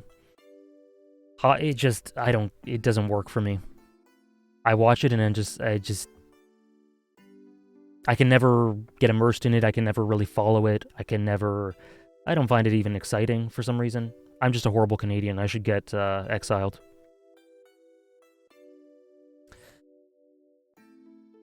No wonder Haikyuu is so high on your list. Deserves a spot, though. I love how sports anime can even get someone like me who isn't invested into sports at all invested. Yeah. It's the character work, right? You buy into the characters, you buy into their struggles, no matter what they may do. Whether it's like a martial arts anime, a shonen, sports, a war, whatever. A lot of us can't relate to the things that these characters do or enjoy them in real life, but if you're invested in the characters in the first place, that is not much of a barrier to cross, right? Oh, wow. Do you prefer OG classic Sonic games or the modern Sonic? I've hardly played any modern Sonic Dragonite, so I couldn't really answer. I'm sorry. Have you ever read Slam Dunk? No. That's like me with soccer. Yeah, I mean, different sports fit differently into people's minds, right? I wouldn't have expected you to love sports so much. In my experience, sports people tend to be very aggressive, which you are not. Well, that's good. I'm glad I'm not aggressive. Lots of sports fans are goddamn awful. Before I started talking about anime and video games and stuff on Twitter, I was a part of sports Twitter, and that was horrendous. People are so bad on there. It's so toxic. You think anime Twitter's toxic? It's another level with sports. It's crazy. It's tribalism to the nth degree. It's awful. It's horrific. So yeah, I'm well versed in it. I still see it nowadays. It's horrible. But not all of us, not every sports fan is aggressive. There are plenty of sweethearts. Like some of you guys. I've talked to some of you guys about sports. What do you think is Scotty Barnes' ceiling? Like top 15 or so in the NBA, like a top 15 player? What sports do you follow? I follow American football, NBA, and soccer/football. And my teams are Manchester United, Toronto FC for football, and the Raptors for the NBA. For American football, I'm just a neutral. It's actually not that insanely expensive exotic to go to hockey games. If you're okay with nosebleed seats, it's not that bad. Since you're Canadian, what do you think about Insigne to Toronto? Oh, I'm so excited. I'm so excited. He's the best player we've had since Jovinko, probably. That's going to be so cool.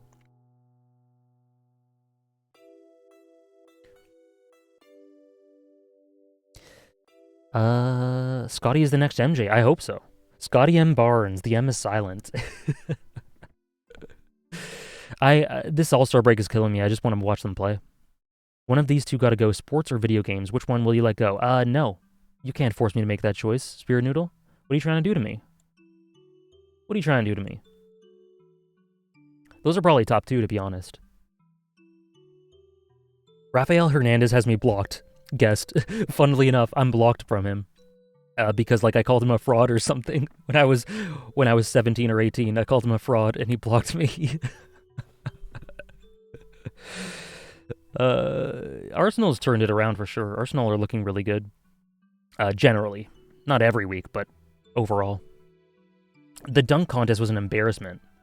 That was horrible. I couldn't believe what I was watching. That was so bad.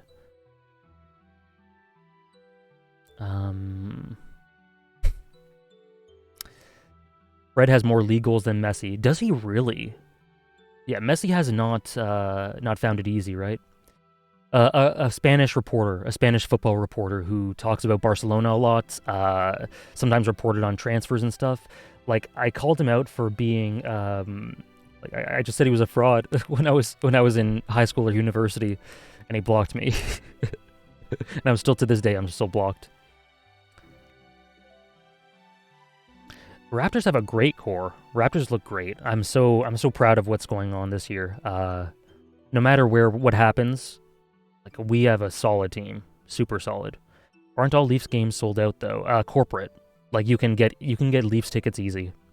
They're sold out to corporate, like in bulk to corporate seats, but they get sold on the cheap, pretty easily if you go to the right spots. People.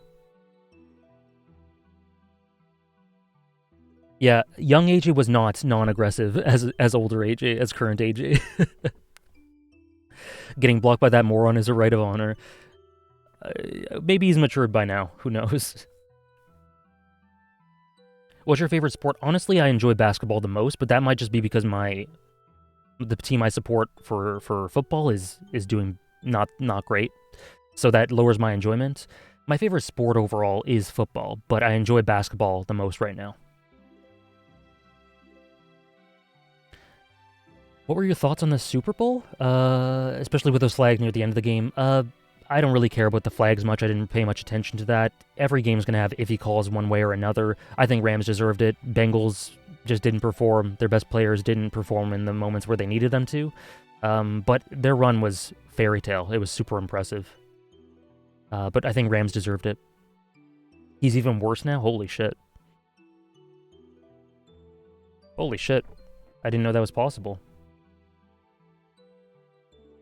Okay, so in just a second, we're going to pivot over to Final Fantasy VII, but you can keep the sports or general questions coming if you want. Just setting it up here.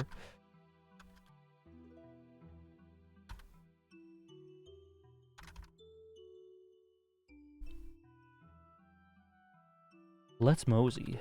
So today, I don't think Luciano's in chat, who is always active with the FF7 remake, so might have to talk to myself a little bit, depending on who's active, but that's fine too. We're reaching a really important story point in the 7 remake.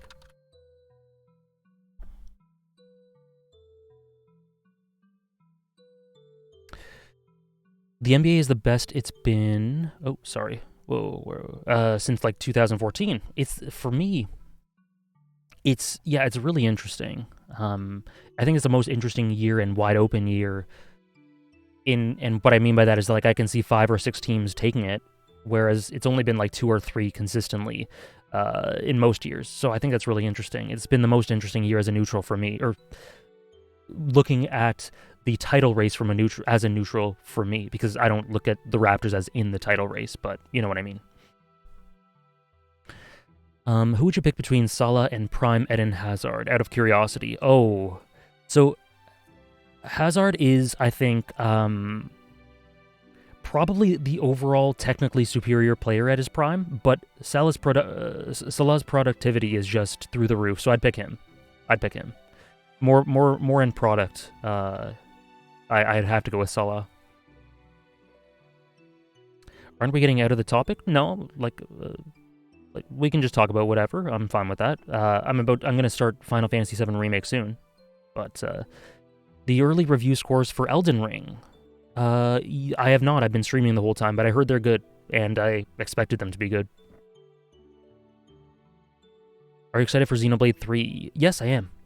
Very much. I hope they do. I hope they put together a good story. So no 69. No, sorry, Sarah. 69 will be next stream. I guess Sunday. Top 100 sports players of all time stream? No. What are your thoughts on Galatasaray? No a clue. I don't follow the Turkish league. Sorry about that, Kylov. Thoughts on Lebronto? It's true. It's true. You can't deny fact. Sounds good, Turtle Man. Thanks for stopping by. Best football player of all time? I don't know. Probably maybe Messi. Maybe Messi. Messi overall.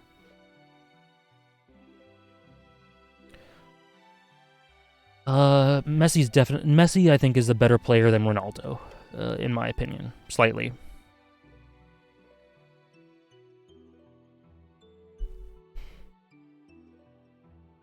Just overall, it's. I don't think it's night and day, but I do think it's clear. Best United player of all time. Best United player of all time.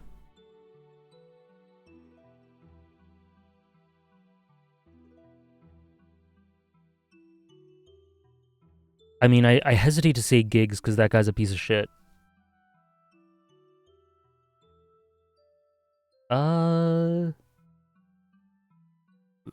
Rooney's in the conversation, Scholes in the conversation, Giggs. I have never seen Bobby Charlton play, so but apparently he is too.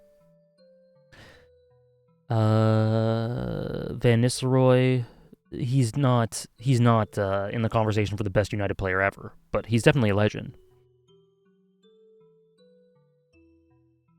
Favorite non-United player of all time? I don't know. I don't rank players. I don't tend to rank players.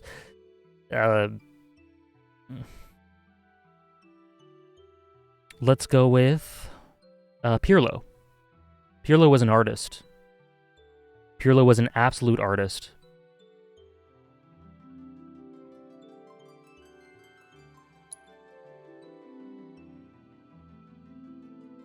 Pirlo was elegance. When you watch Pirlo play, it's like poetry in motion. You don't know Cantona and George Best? Of course I do. Of course I know Cantona and George Best, but I've never watched them play. Like I've just seen highlights. That's highlights here and there. I never consistently watched them, so I can't speak of their longevity. But yeah, so any self-respecting United fan knows who Cantona and George Best are, but I can't really speak on their impact and quality. Do you support a national team? Uruguay. We're not doing well, but Uruguay. My dad's from Uruguay. I don't know. You guys. I don't rank players, but my favorite center back.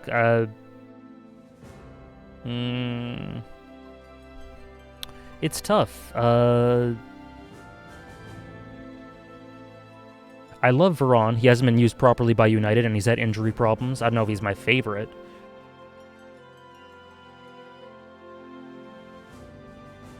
Yeah, Uruguay kind of wasted. Well, they won the Copa America, so that's good enough, but...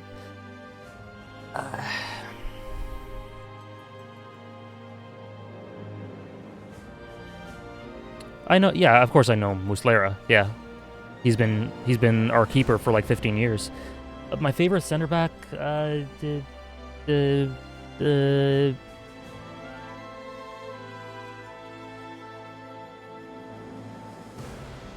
don't know.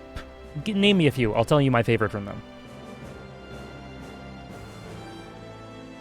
I know favorite doesn't mean the best, Cowdy. I still can't pick my favorite.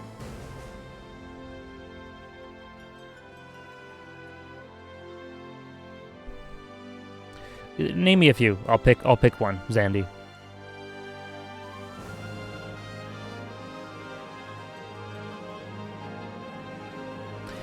Godin, Van Dijk, Ramos, Piqué, Maldini, De Ligt, Varane. My favorite from those, Godin, because Uruguay. Mustafi, oh man, no. I don't know, Entitled. Definitely one of them. Ruben Diaz, Van Dijk, Ramos, De Ligt. I think Van Dijk's the best. My favorites? Probably... I like that Ramos is a villain. You need personalities like that in sport, right? So, let's go with Ramos. Pogba's in incredible form. If United want to be competitive, they have to get him to sign that contract. Sounds good, Tay. Thanks for swinging. Thanks for swinging by. Fuck Ramos. Fair. Maybe I'm forgetting some dirty thing he did, but I like villains in sport. They keep it interesting. But thanks for swinging by, Fate. Thank you.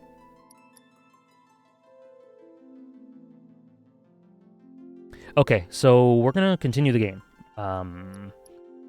I will continue to ask sport questions if you guys are interested, but like I said, you asked me my favorite things. I don't narrow down, I don't rank favorite things in sports, so I might have problems telling you. But I'll try. I'll try my very best. Favorite and least favorite all-time United transfers. My least favorite would be Di Maria. My favorite would be Sancho at the moment, to be honest. I have so much faith in Sancho. But we'll see how it pans out. I could look like an idiot in 5 years. Who knows? Van Persie, one of them for sure. Please, let us through.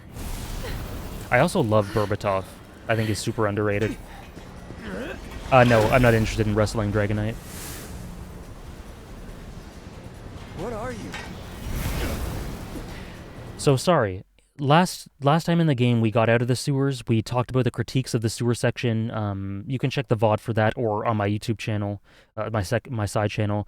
For the discussion there, it was pretty interesting, and the actual Chapter 11 as a whole was less flawed than I remember it being, which is cool. But we talked about the flaws of it, the benefits, the positives and negatives, and we got out of the sewer. We talked about the thematic resonance of certain moments, the character moments. And now we are here to try and stop the plate from dropping. This is a huge climax in the game. This is a huge moment. And essentially, this is the two-thirds or so benchmark throughout the game for progress. Sounds good, Zandy. Di Maria was good for that first month, though. Yeah, but it was just a month. And after that, it completely negates that. Vidic and Evra are probably my two of my favorite transfers in my lifetime. I love both of them so much. Cloud, Tifa, we have to get past, whatever it takes. Right. And then right here, the Whispers are blocking our path. So, interestingly enough here, what they're trying to do is, like we talked about before, they're trying to divert Faith from its original course. So all they're trying to do here, interestingly enough, is just delay us. They're not trying to beat us. They're just trying to delay us to make sure events run in their original course. Who's Barrow? AJ stands for Alexander Jarrell. Jarrell is my middle name. My parents named me after Superman's father. If you can believe that.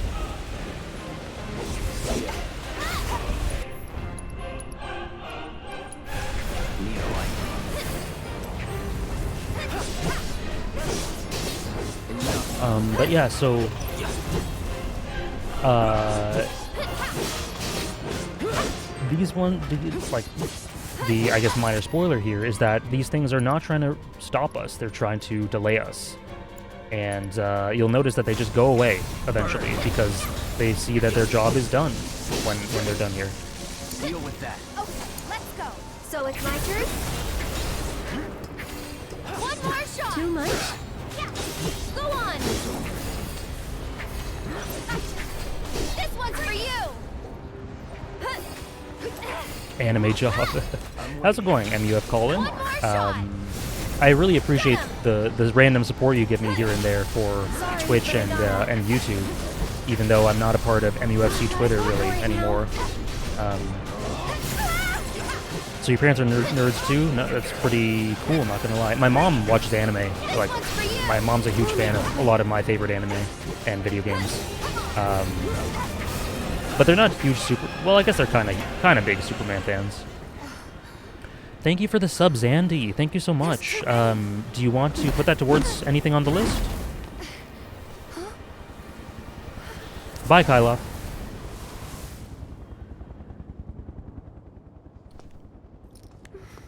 So notably here, they just go away. Like, their job is done, they're gone. The Zeke video. Okay, thanks. Let me just quickly put that on here.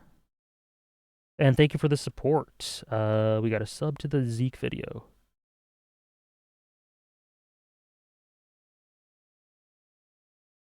Okay. Aerith? That's funny, Thomas. Come on.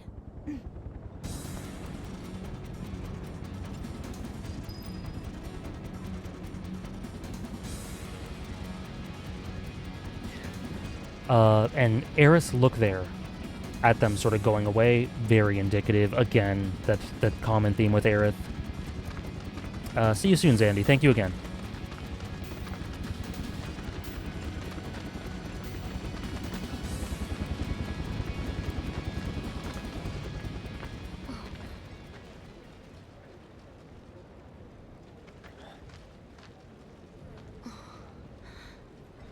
What you got? Come on!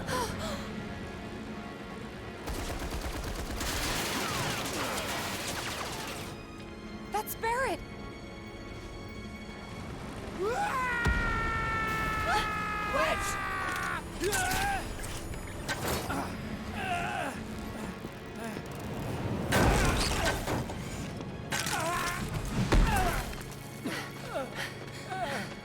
okay?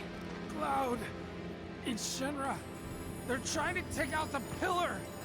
I know. I have to go back! Barrett and the others are still... Stop. Stay with Wedge. I'm going up. Sure. I'm going too! I can still fight. Biggs, they were shooting at me and he... Wedge, please.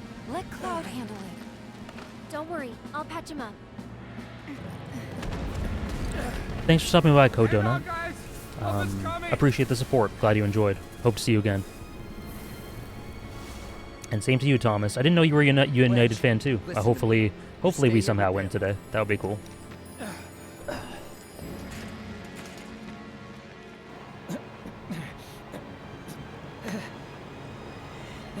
About time you showed up, Mark.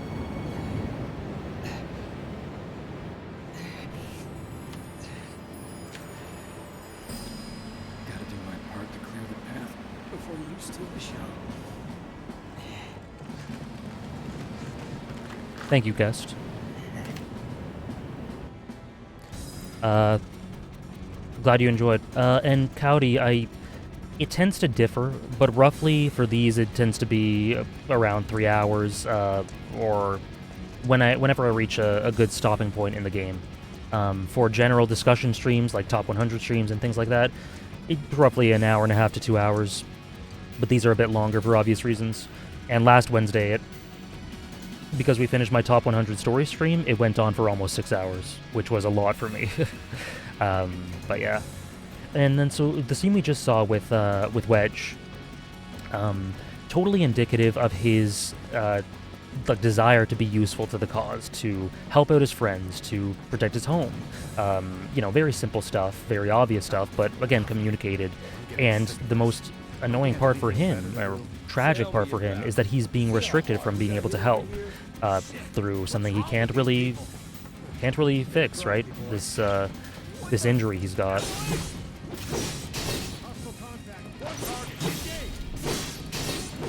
So it's something that sort of sticks with him. This feeling of futility and not being able to help. It's something he constantly struggles with.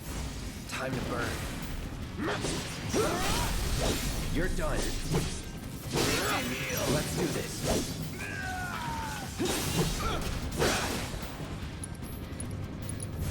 No escape. Let's finish this.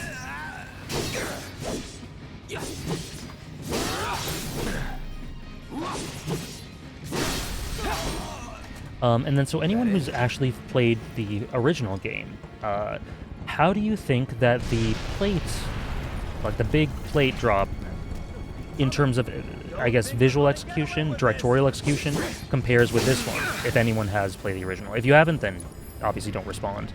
But I'm curious if anyone, for anyone who has.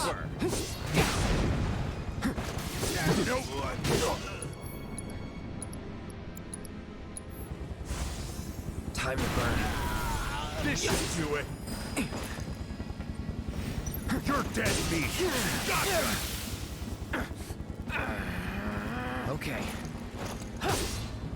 Not from a visual perspective, but the deeper characterization of Jesse, Wedge, and others adds a lot to the sequence. Yeah, like from, I guess, the emotional side of things, right? I totally agree. It makes it much more emotional than the sort of, I guess, conceptual emotion you had from it.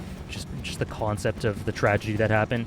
It makes it much more intimate and personal now that you actually know these characters, now that they're well substantiated, right? Give me a break.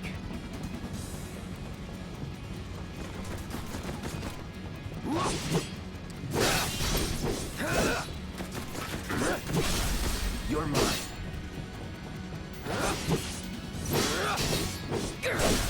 Let's do this.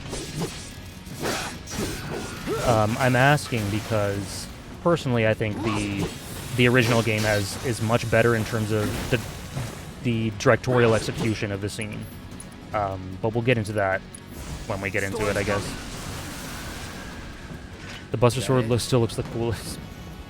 Yeah, I agree. It's iconic. It's iconic for a reason. It's a fantastic sword. It's one of the best swords out there with the Minato, the Dragon Slayer. It's a easy top 5 sword. And then here we have Biggs.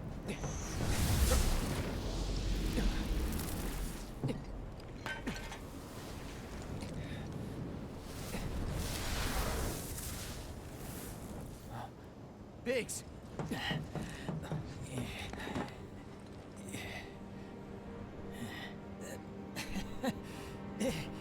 You made it. No, I might not.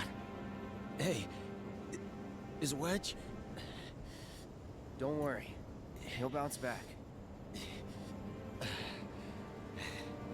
That's good to hear. Could have used some extra padding myself. Don't talk. It's pretty bad up there. Cloud, promise me, don't let it be for nothing.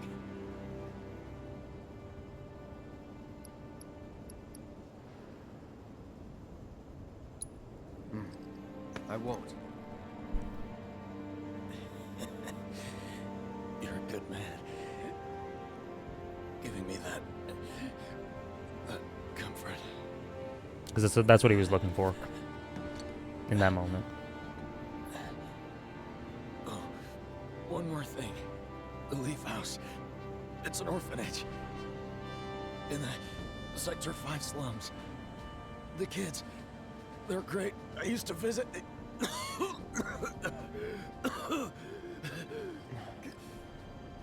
That you'll have to do yourself. Let me guess. Not a fan of kids. No. But you have so much in common. I love that line. Biggs really understands Cloud as well.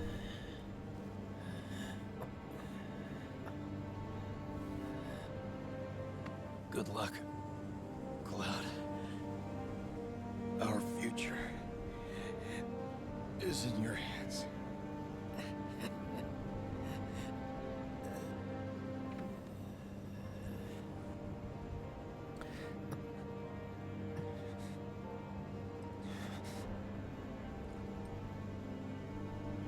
This isn't over.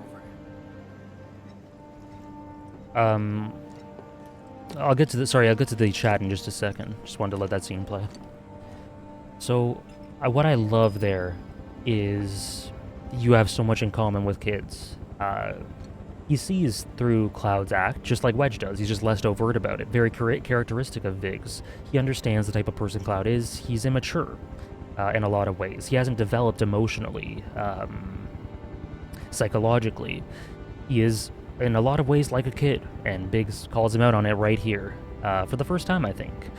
Whereas Wedge has been more overt about it, Biggs has been holding it back a little bit, being a bit tactful, or maybe gauging Cloud's comfortability. But it's very interesting that he is just as intuitive as Wedge in that regard.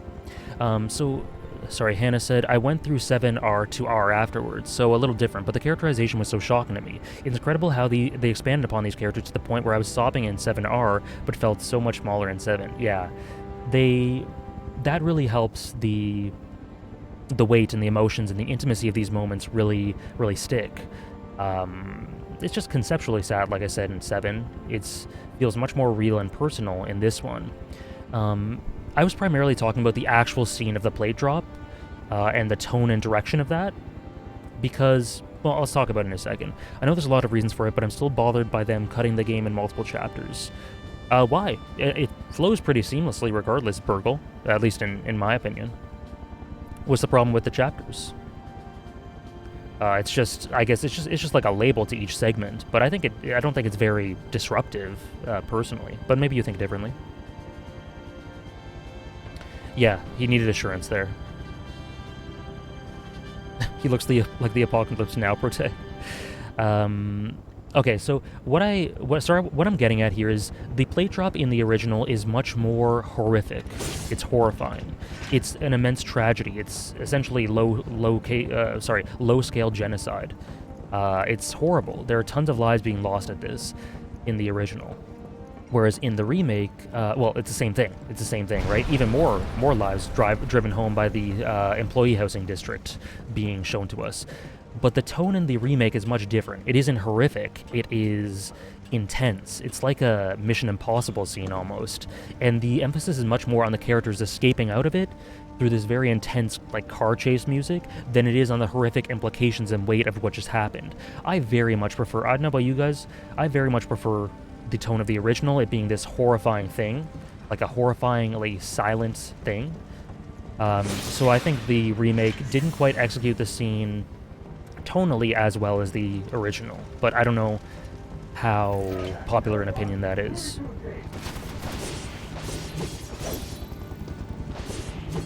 But as for how it obviously looks great, and the emotional resonance of everything that happens is obviously better here because they flesh out the characters, they give them substance. God, air combat in this game, please.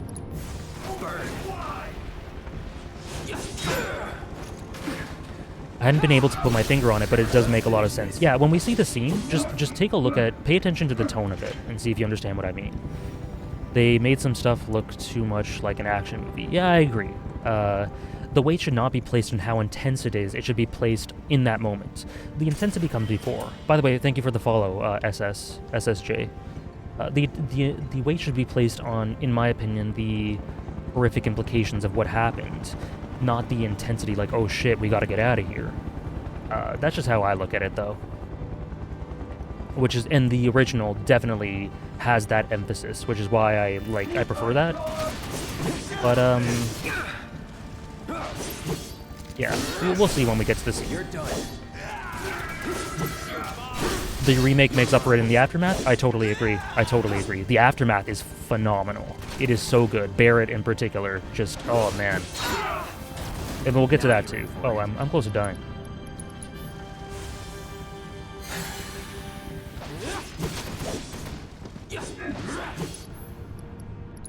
But yeah, like the aftermath of this in this game is so good. The voice acting, phenomenal. The Kate Sith scene, yeah, that's true.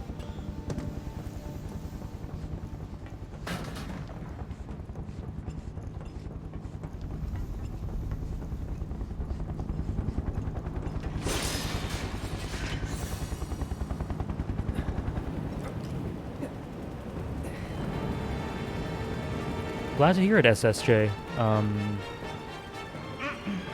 hope you're enjoying the stream uploads. Glad you were able to stop by for one. Attention, Avalanche scum! We know all about your evil plans to destroy the pillar, but the Turks, but Shinra, that's us, won't let you get away with it. So go crawl back into whatever hole you crawled out of, or something. That ought to do it, right? Very indicative Reno's, like, their whole attitude towards this whole thing. know you, Very whatever. I guess it's Shinra. Whatever, you know. Mr. First Class. They are not committed, is the point. And it's only when Reno sees Cloud here that he gets emboldened, right? Because he has this rivalry thing with Cloud. Asshole. Gotcha now! You ain't got nowhere to run.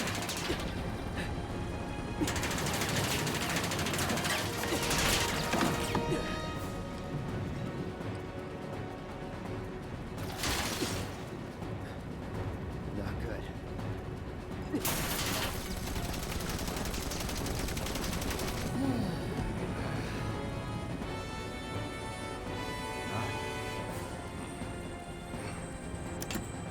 Throw down your weapon and surrender. Shinra does not negotiate with terrorists.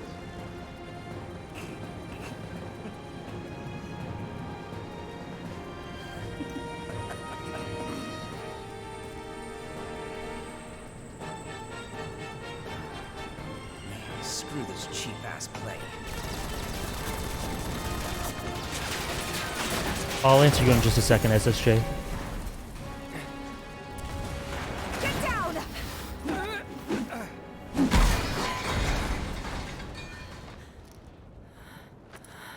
Thank you. That was a close one.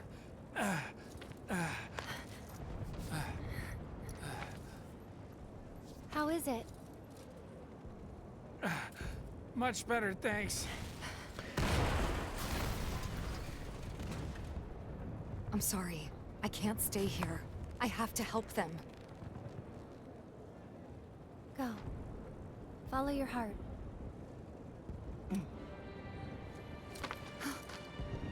Aerith. There's a bar in the center of town, Seventh Heaven. And look at what Aerith I says need here. you to get Marlene to safety, right? She knows exactly what she's about It's to say. okay. I'll find her. She knew exactly what Tifa was about to say. She knew Marlene's name, having never heard it before.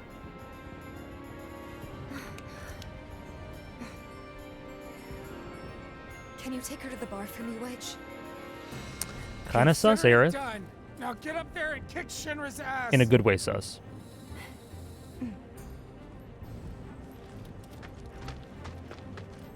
Come on. Seventh Heaven is this way. Wedge, wait! So to answer your question, You guys SSJ, can't stay here. I think that Reno and Root's characterization is much improved in the remake. I don't know if you've watched my video on FF7R and the original, the 3-hour, 20-minute one, but in it I talk about how essentially they're very inconsistently handled throughout, in specifically the first third to half of the story. They're just very, especially Sung is very haphazardly handled. They don't really care much about consistency and characterization for him. You can't really tell what type of character he is, and it's not, and I don't mean that in a it keeps you guessing way. I mean it in it's genuinely inconsistent sort of way. Here, there's much more nuance to everything. Everything feels much more coherent and consistent, and you can understand where they're coming from, and you can very much see that they have hesitance, but they're people who need to do these things because, you know, following orders, they're serving the man, but they don't want to, that sort of thing. And they each have their own nuances and feel very human. So I think they're very well executed in the remake. I'm curious about why you think that the OG introduction is way better in the original. SSJ? Feeling misty, and the worst scene for me is coming. Yeah. And what I also like is how they put you on the ground level here. You're not just on the tower; you see very intimately the effects of what's going on. Great stuff for Wedge and great stuff for Aerith here. And for these two as well. I'm no good. Not to anyone up there or down here. That's not true, Wedge. Don't give up hope yet. We could still save a lot of lives.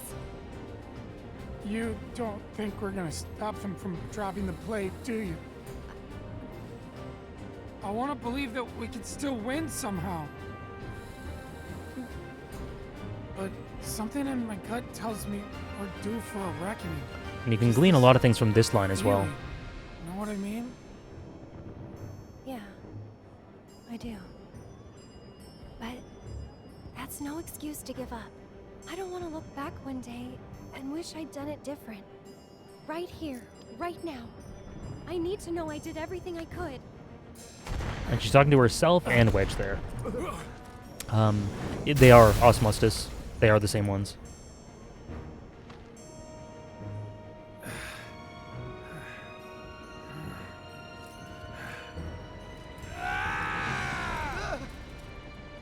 I'm not sure what's gonna happen next. But I am sure I don't want to regret the choices I make tonight. Our lives are in your hands. If you don't open up, we're all gonna die.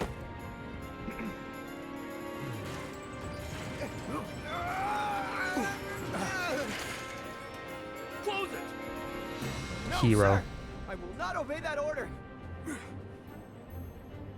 This way, everyone! Quickly! Quickly!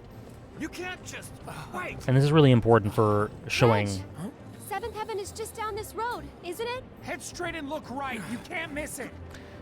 At the ground level, that Don't worry Shinra, about me. the troops in the streets, as an entity, not everyone is awful. You know, they've already established this, but they just nail it home. And yeah, I love their role here, both Aerith and Wedge. I get you, SSJ. Sector 5 or 6. Makes sense. Anywhere but here. Great moment for random guard guys, yeah. You all have to get out of Sector 7 now, please. Slow down. Do you know what's going on? Almost middle manager level. Well, there's still time, but They're going to drop the plate on us? yes. Those sons of bitches! What good do they think that'll do? Feel free to cry about it later. Right now, we need to get everyone to safety. Wait, the watch should clear the roads first. Ah, good thinking. Up to it.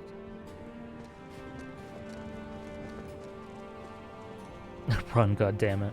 Avalanche, I take it? Just a friend. Tell Tifa to lay low. We'll take care of things here.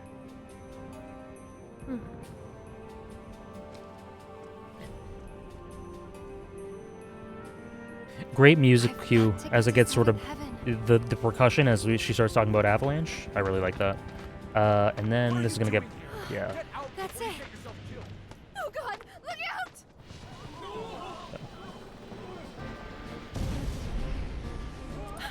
Oh no! It's gonna crash!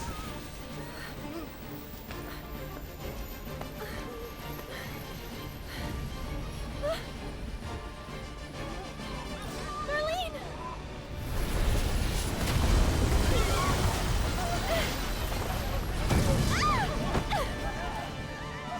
We need water! Hurry! The fire's spreading!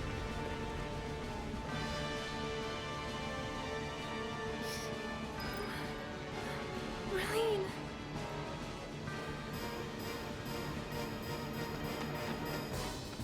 Damn it! How the hell do they expect us to escape? There's a way out! Gotta get through.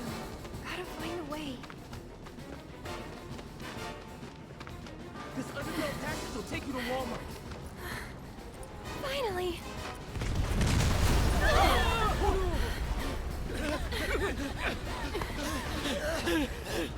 Hold on. Go! Go! Go! Very distinctive ribbon in her hair. I know it must hurt, but you've got to be brave now, okay? Come on, keep moving this way. Hey, hey, over here. Come on. I'll take you to her. Ready? So, what I find interesting here in these scenes is that Aerith doesn't appear to be in the biggest rush, right? Earlier, she was talking to Marlene and she was going, well, there's still time, right? And then here, she puts more emphasis on trying to make the girl feel safe and comfortable. And she says, no need to rush, right?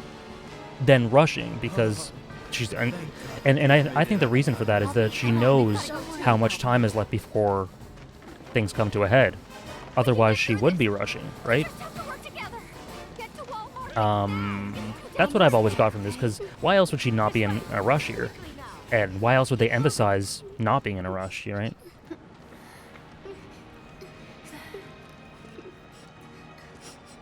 Can you take care of her? Of course. Betty, I've been looking everywhere for you. And that with everything else you know about Aerith so far? Yeah, all calculated, yeah. That's what I've always thought. Stop. That way's already. Can I not get through here? No, I cannot.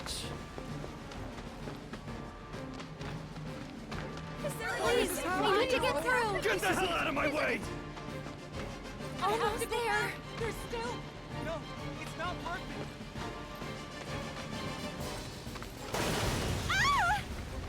Confirmed. One more bird lost. Probably for the best. After all.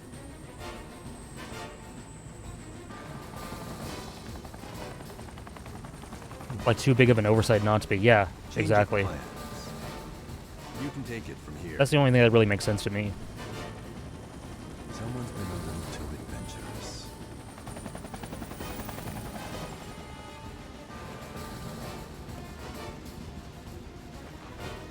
And so here we get Sung interfering.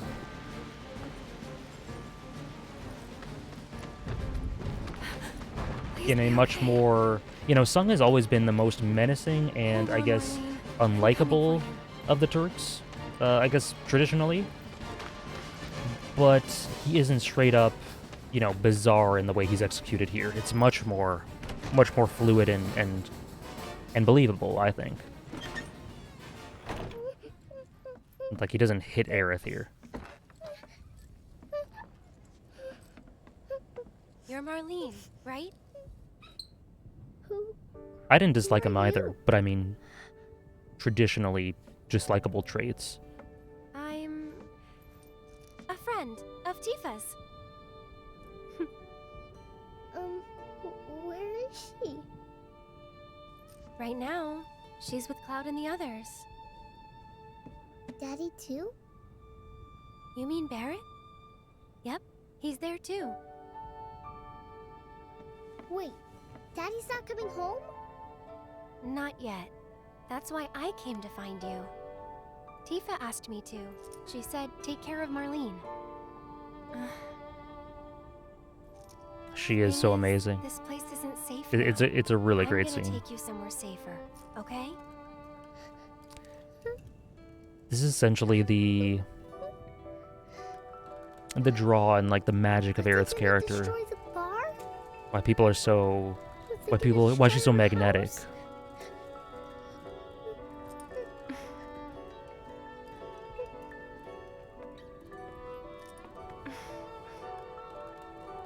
I know it's hard. Just remember, you still have your daddy. You can build a new home together, anywhere. She would know all about that with her mom. Shall we go?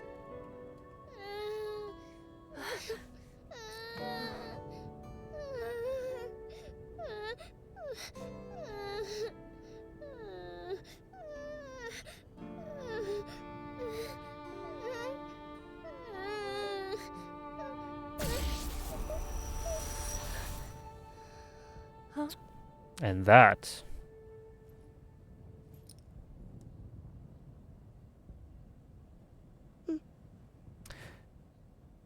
What is that? That has always bugged me. And I'm saying rhetorically, hypothetically. I'm not actually asking, because I don't think it's possible to know at this point. But a lot of... This happens twice in the game. This will happen again. Nice. This will happen again later. Like your flower.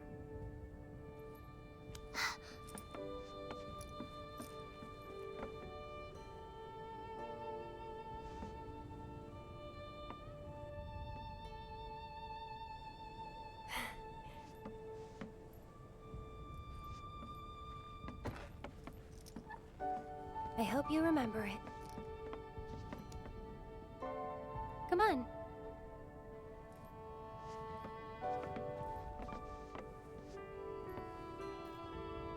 Tell you what, we'll grow. So yeah, like Hannah said, she intuitively knows the approach to take here.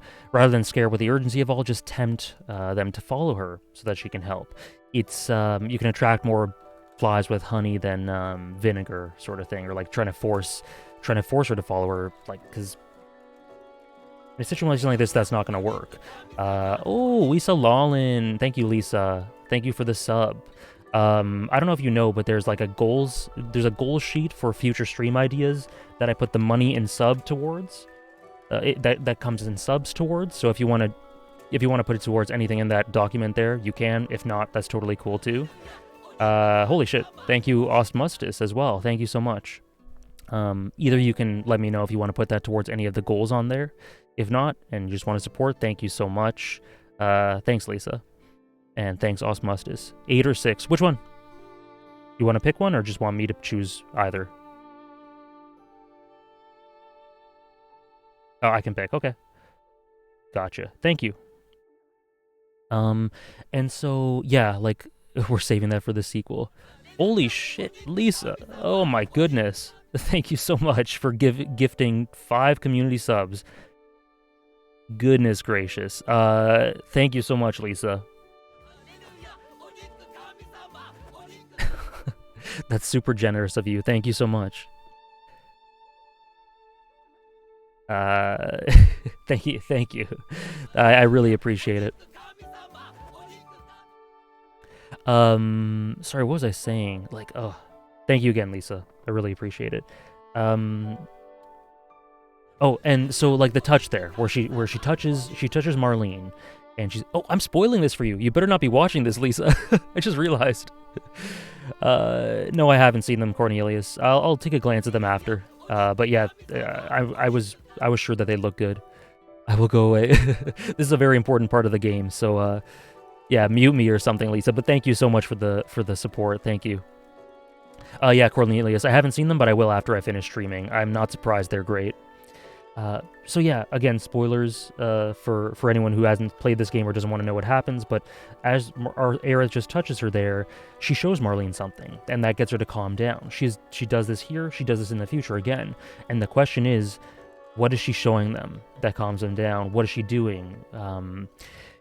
And the exact answer to that is, I think we do know it, but it involves a lot of ancillary material that has to do with little short novellas or short stories that are part of the extended Final Fantasy VII franchise. Essentially, she is just letting her into her state of mind, showing her sort of conceptual, abstract truths that calm her down.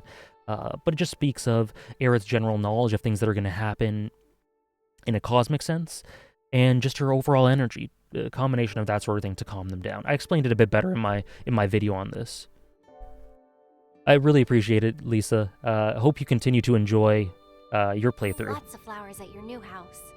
Do you think that I could help too? Oh, and sorry. And the idea of home not being a place, but it being a person or a group of people or an emotional place rather than a physical one, Aerith would, of course, know that better than most, and she tells Marlene that here, because she knows Marlene's going to need that advice, and because she's been through that herself. What's your favorite Thank you, flower? Dragonite.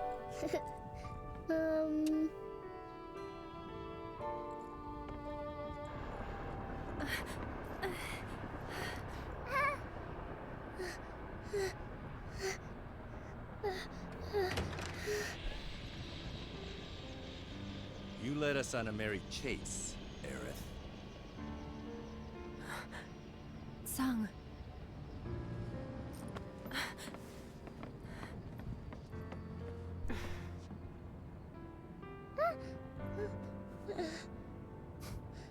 Before you say another word, know that your options are limited.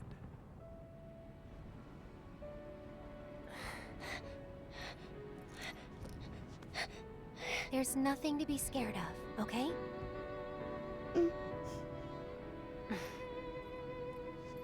Again, comforting her in How what is a about very we precarious make a deal? situation.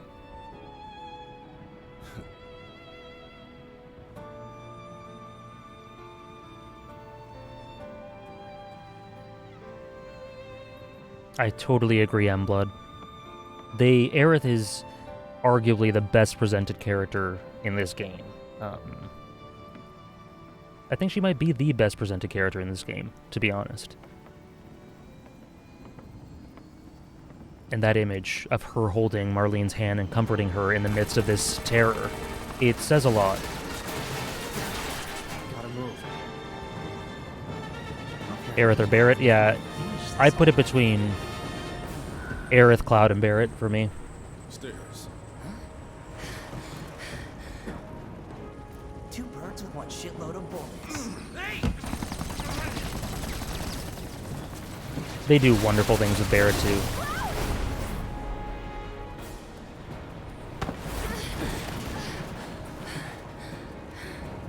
What the hell? Nice catch. You're crazy. Just like you. So suck it up, because I'm not leaving. Damn it! You want to explain yourself, partner? Hand slipped. Hand slipped.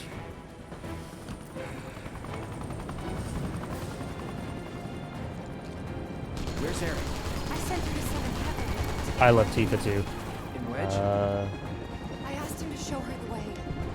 Definitely says a lot how her own history repeats itself with Marlene's fear right now, but knowing that it feels how that feels firsthand makes her a stronger pillar of support. Yeah,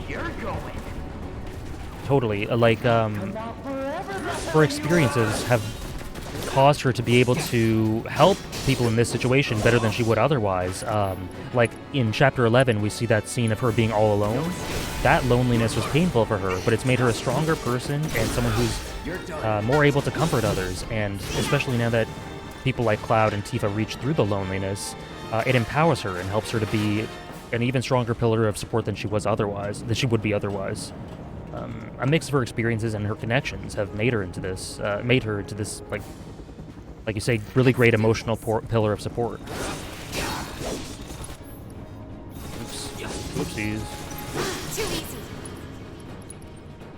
It's on you. I got this.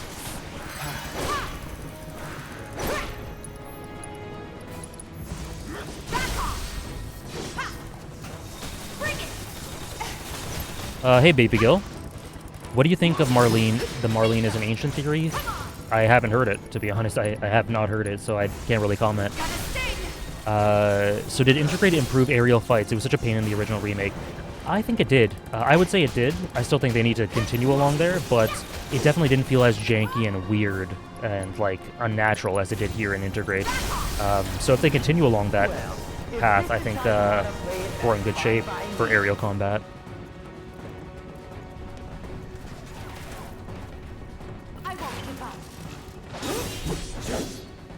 Yeah, definite step in the right direction. But like, it's just weird. It's just weird to fight these enemies as Cloud. Or Tifa as well.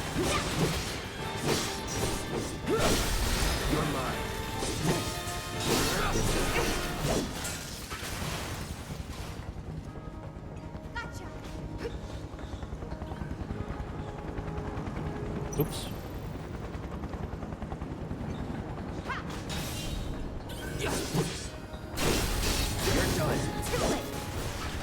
I don't know about you, but I'm over this shit.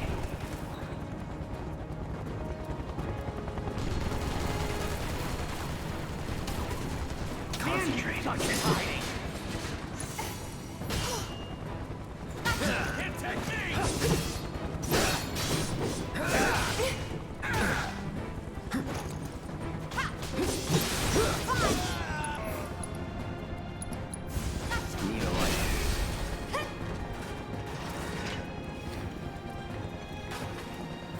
Mow him down. Lucky I stretched. Going in. Give me your best shot. Time to burn. I'm shocked the gameplay turned out as good as it did, because I remember that FF15 is a mixed bag. Yeah, it's like, it takes a lot of the concepts of FF15 and makes them, obviously it's still flawed, like we were saying. Aerial combat is a problem. General level design could definitely be improved upon. Whoops. And things like that. So it still needs to be polished, and it was polished in Integrate. But, yeah, it takes... Oh, okay. Where do I go? But it takes a lot of what 15 did in terms of, I guess, action RPG elements, and expands upon them in really good ways, I think. I like how this whole time Reno's literally just fueled by his petty rivalry with Cloud, that self-imposed rivalry.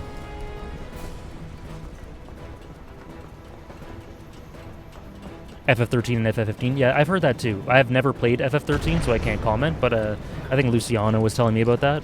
What was that?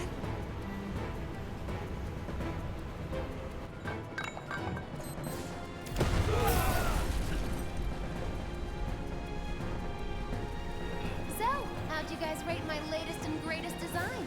11 out of 10?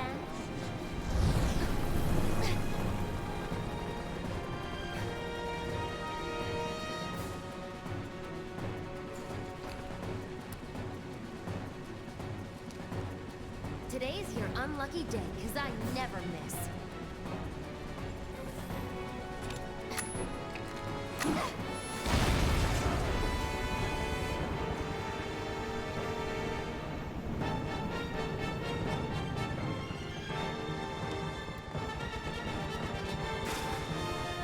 Mow him down. Lucky I stretched. Lucky I stretched. I don't think I've heard that before.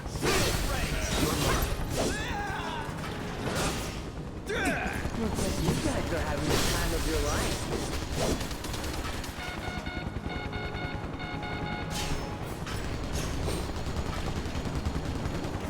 What? Seems we've lost control of the top floor. Huh? Our guys are seriously struggling to take down these assholes? Anyway, we may need to intervene personally. Whatever you say, partner. Keep them busy, will ya?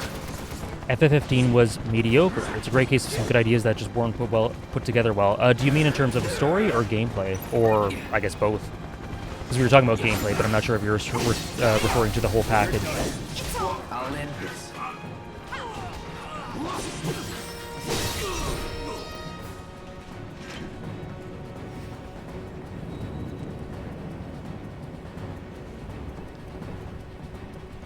Nothing's gonna stop Let's do this. Stay sharp. me. You don't need to tell me twice. Burn. Deal with that. All set. Yeah, that game did go through development hell. They had to they like had to scrap a bunch of concepts midway through. They had to, like, it was not a seamless process. I think it's a pretty decent game, to be honest. I think the story, like, the combat isn't the best, but I think it's fine. And I think the story has tons of flaws, but generally sticks the landing. It's my least favorite FF game, but I still think it's definitely worth playing. It was very frustrating, and it's a lot more polished now than it was upon release. Upon release, it was super frustrating. Oh, whoops.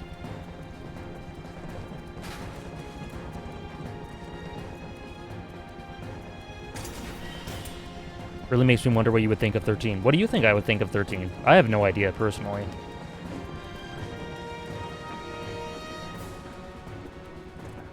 I don't even know if I'll get to it.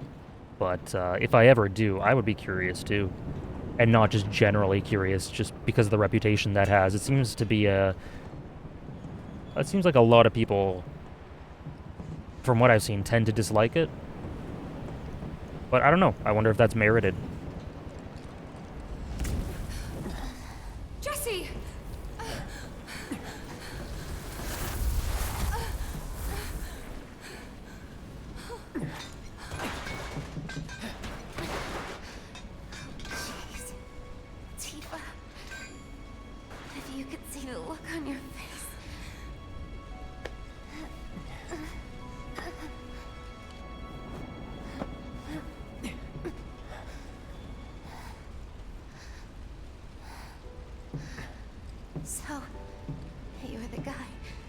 who gets to hear my last words. Lucky me. Like hell they're your last. It's okay, Cloud. It's okay. They were my bombs.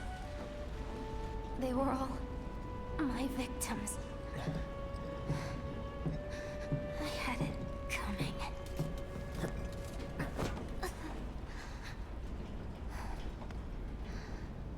My hero. So gentle. Just try to hang on.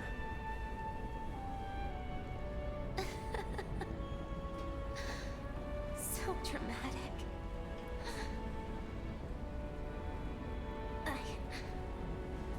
I just wish that I could have had you over again. Everyone with Mom's cooking. I really wanted to believe we could. Yeah. You owe me a pizza. That's right. I do. But I don't think... Oh no. Tifa's crying. Did I say something wrong?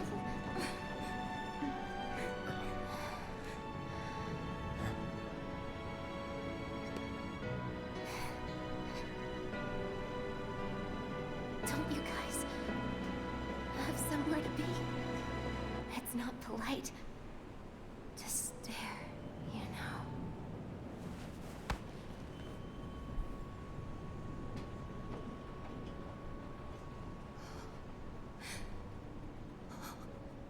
Jesse.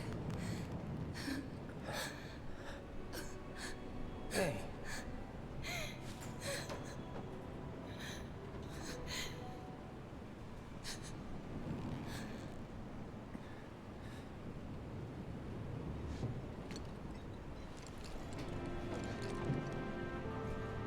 Okay, so a few things to say there. Great scene. I get what you mean, Baby Gill. I think when they prioritized the story, in the moments where they prioritized the main four, it knocked it out of the park. Otherwise, yeah, very hit or miss. I got you, Dejobu man. Yeah, so the pizza line, you owe me a pizza. Out of context, very silly. In context, makes a ton of sense. Cloud is not a very emotionally intelligent or mature person. He's just saying what he thinks, what he knows best, and trying to comfort her in this time, and trying to lighten the weight of what's going on. That's his just goofy, dorky, flawed way of trying to care for her and comfort her. And I think it's very endearing and very in character, and very sweet, I think. She never misses.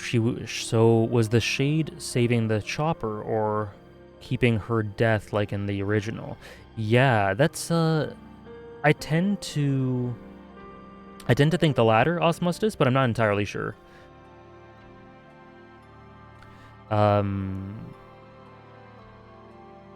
Sorry, Jonathan. Yeah, Erica Limbeck is fantastic. She does great voice work with her here. And so this is such a sad scene because this whole game so far, up until now, what has she been struggling with, Jessie? She's been struggling with the guilt of the destruction she caused, because she's the bombs expert. She's the one setting these bombs, and she's consistently felt guilty about the destruction it causes, the dwindling side effects, and the ramifications, and the destruction and death it causes. So she has felt the weight of that, and so she died. What we know is that Shinra exacerbated that problem. She set off the bomb, she was fine, everything she did, but Shinra set off the bomb and made everything blow up extra to make it seem like Avalanche was causing more destruction than they were causing, but she didn't know that, so she thought it was her fault. So she dies here thinking that she caused all of that death, and that's one of the last things she thinks about. She dwells on that the entire time. Despite it not being her fault, despite that not being her. Well, not directly. You could say that Avalanche aggravating Shinra was asking for something like this to happen, but the point is she didn't directly cause the deaths in the way she thought she did, and she dies thinking she did. Hey, John Bams. Yeah. Yeah, everyone's been telling me about that today, I've heard. I expected the Metacritic scores to be really good, and I'm glad that they are. So is that hand clench because he somehow failed to protect or comfort Tifa, or because he failed to save Jesse? He does the hand thing anytime he remembers Tifa? I think it's both. I think it's just a general sort of integrative powerlessness and lament at his lack of being able to protect the things he cares about. Which involves Tifa, which involves Jesse, which involves all of this. I just think it's a totally integrative thing. It's really tragic. Avalanche has the best intentions, but they're in way over their head. Exactly. Like, you spelt it out right there, M-Blood. They didn't think this through properly, and they're way in over their head. Their heart's in the right spot, but with issues like this, you need to have more long-term and thinking and more perspective than Barrett ever did. And this is what it leads to when you screw with a corporation like Shinra. So great scene and really emotional goodbye to a fantastic character in my opinion. I like Jesse quite a lot. And one more thing is that, yeah, I know, Dejobu, man. Really cool. I hope anyone who plays it for the first time really enjoys it.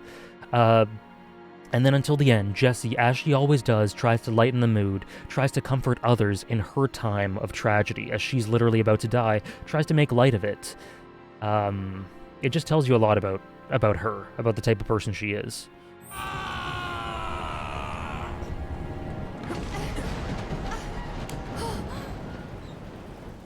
ain't done with you yet. You hear me? Think you can come up in here and do what you want, and we gon' take it?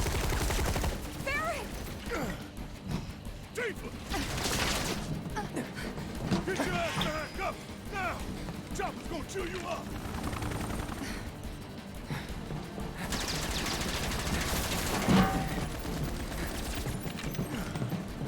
Still alive and kicking? Damn right. Leading man sticks around to the credit roll. Where does he keep all the ammo? Moving if we want to make it that far. One of the great mysteries. Ready? Yep.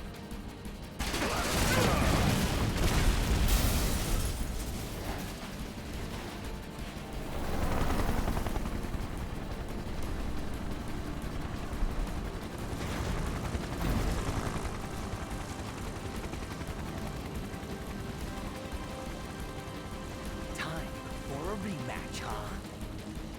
Rude!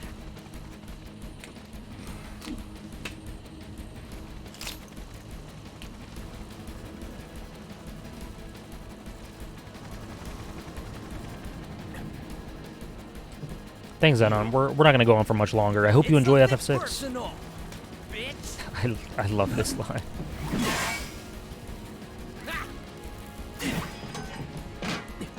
Bitch? Miss me. Reno is a petulant child.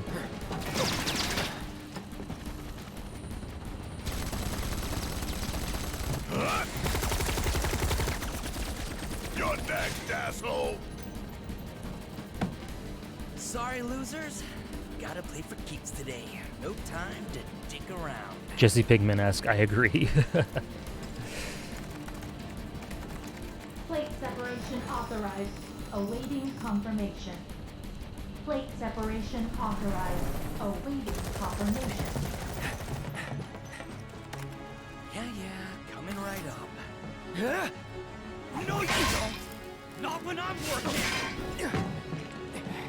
Plate separation authorized. Sounds good, Zenon. Awaiting confirmation. Press it. Hopefully you can get through a decent portion of it. Now.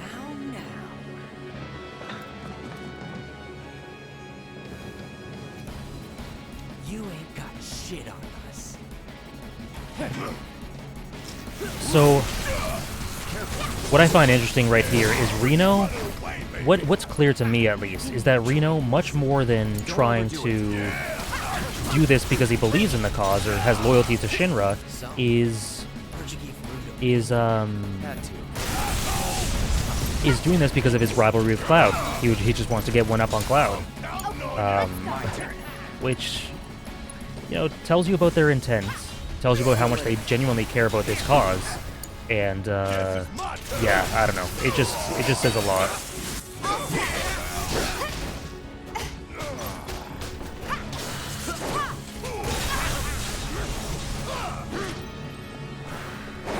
Oops. Don't get cocky now. Take it over.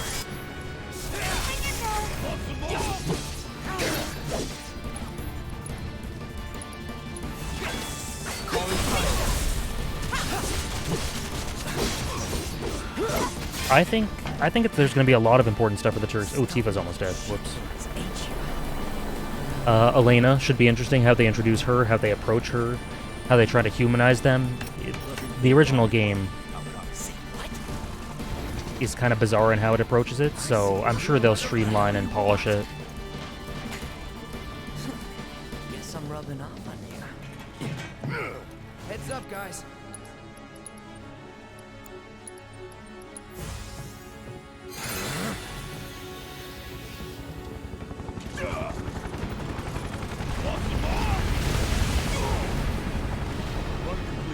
Where do you think part 2 will end? I imagine right before the snowboarding stuff. And starting part 3 with Aerith backstory would be just a generally natural place to start, I think. But we shall see. That just seems like the logical thing to do. I got this. Damn.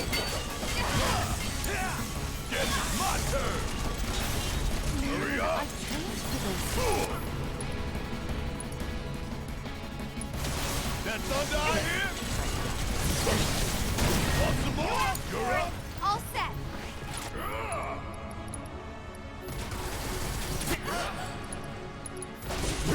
Giving it my all. The Turk vacation at Wutai needs to be a moment. I'm sure it will be. I really want to know what they do with Hojo at the beach, because that is something that needs a bit of polishing for sure. But the Turk vacation, yeah, I don't think they have to change much about that other than just maintaining the approach they have with the Turks up until now and just applying it there. Deal with that. Which part of the remaining Final Fantasy VII party members do you want to see expanded on? All of them. But in particular, I hope they do some stuff with Sid. I think Sid needs it. I think it would be cool to see it with Vince. A bit more for Red 13. Just continue the approach they have. But I think Sid and Vince are the ones I'm looking forward to the most. Because we see what they've done with Yuffie. It was really good. And yeah, do that with the rest of them.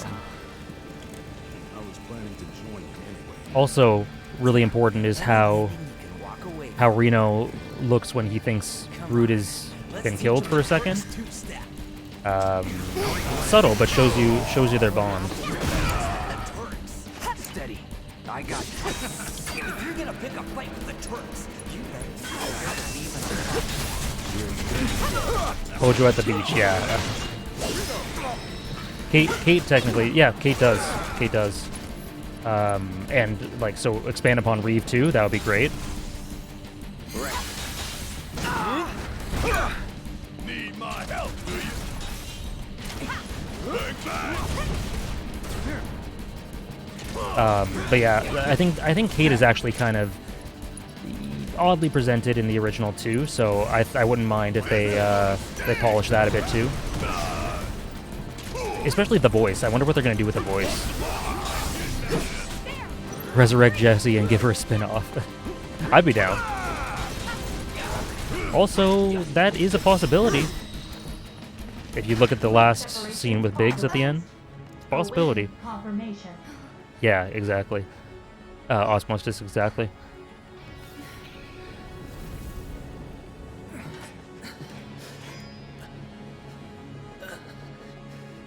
How do we stop it? Who knows?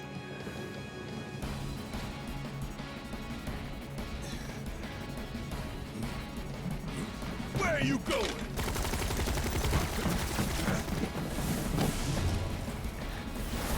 Remember what Rude said?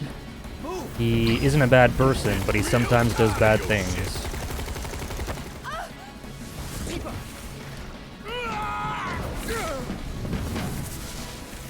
Where'd you?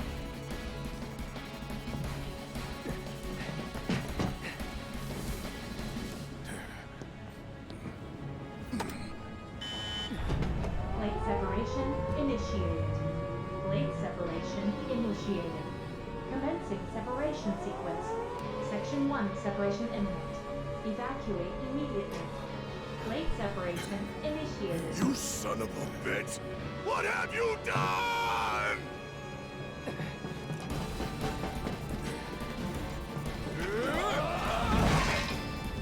Cloud!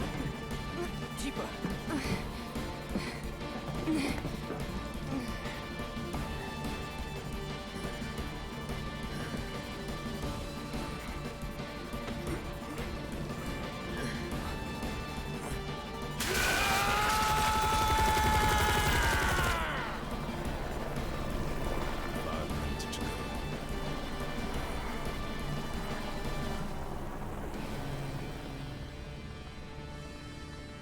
Yeah, Brand Dude, I think they really have to nail that, because if it's not done with nuance and tact, it could come off quite bad, but I have every faith that they will do it well. Nothing. There is nothing you can do now. You can't do this! Tifa! I found Marlene! Aerith! Marlene? My Marlene? What did you do with her? Where are you? I'm at the... Sir, you're gone. Your activities unwittingly brought you into contact with the Ancient, who is now back in our custody where she belongs. For this, I have my sincerest gratitude. Alas, the sector in which she stands has been condemned. Ancient? Run! You have to go now! And where exactly do you expect them to go? Aerith! I'm glad they didn't put the slap in there. It's totally bizarre.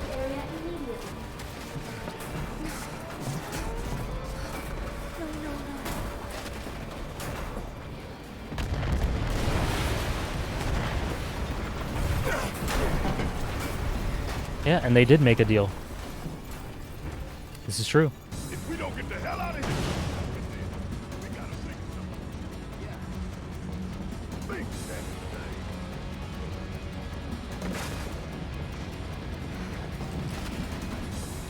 Yeah, in the original, Sung slaps Aerith or hits her in the face. Tifa.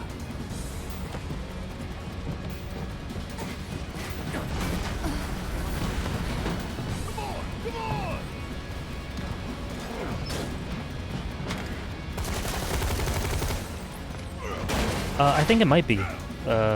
Either way, he felt close to her, Dejovu there. Okay, so this is the scene. Just pay attention to the tone of this scene in comparison to what I was talking about tonally of the original.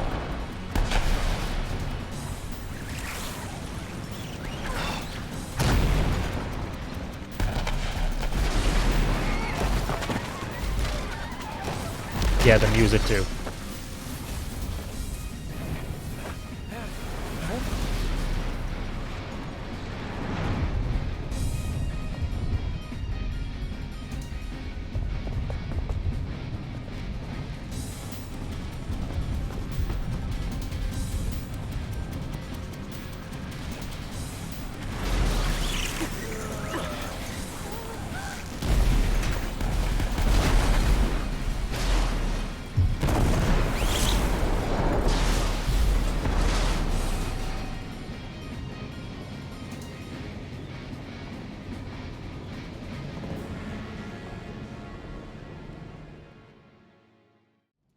So yeah, I think the music in particular is all wrong. I think the focus on them escaping is kind of weird. It's mainly the music is the problem there. That's like car chase intensity. Oh shit, are they going to escape, aren't they music? I think the weight should have much rather been placed on silence or a very ominous, slower, foreboding track, a horrifying track. I think it's visually great. And I don't have a problem with Kate Sith there. I think that's fine. I think that's a nice hook or hint. But and the shot of President Shinra looking down on it is great.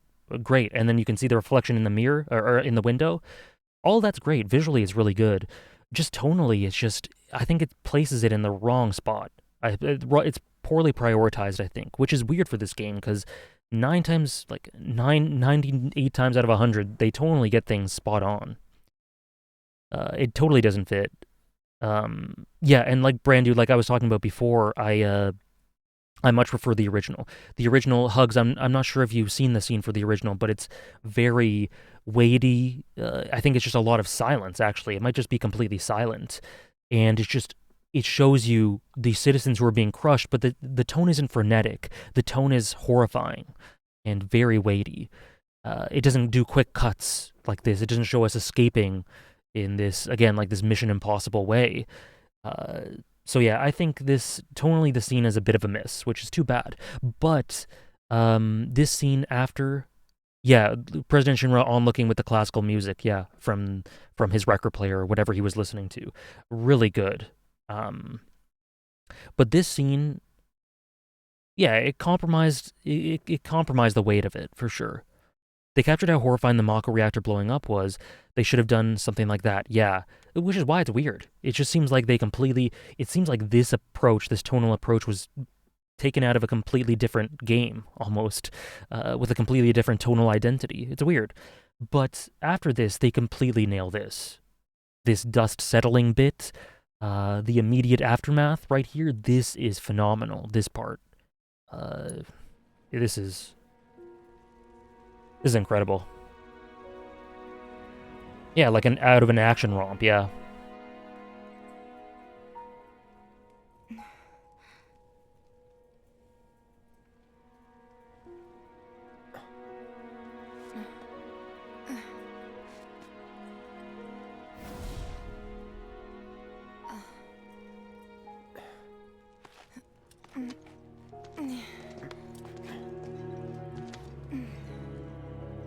I agree, Dejobu, man.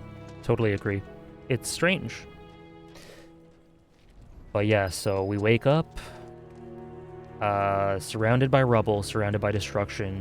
What has happened here? What's going on? Hey! Me too, Hugs. Anybody out there? Done well. Done well, they're as devastating or more devastating than the actual big destructions. And push!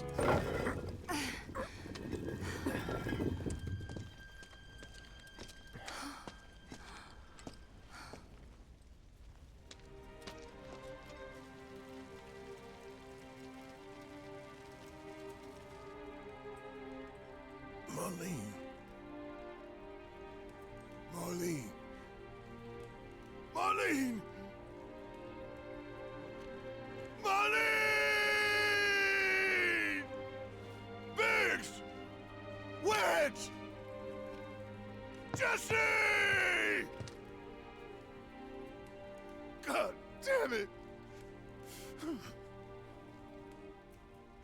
God damn you! God damn you all!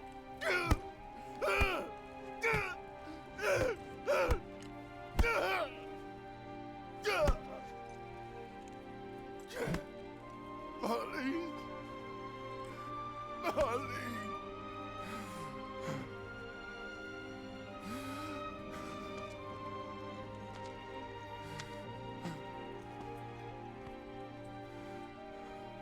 It was us.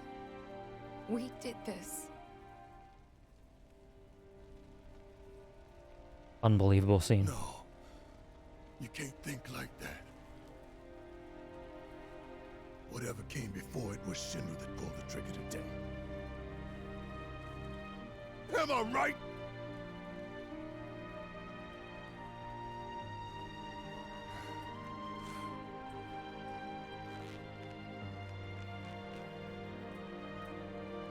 Yeah.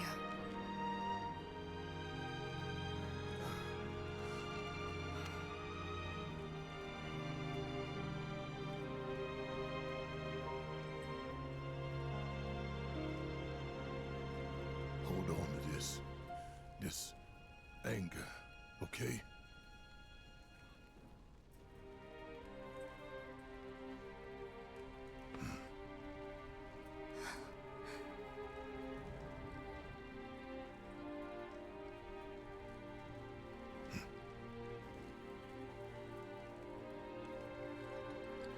Barrett. The distance, yep. Marlene's fine. Huh? Aerith found her. Aerith. Is that the girl they took? Yeah. That's her. What the hell's going on? I asked Aerith to find Marlene and take her somewhere safe.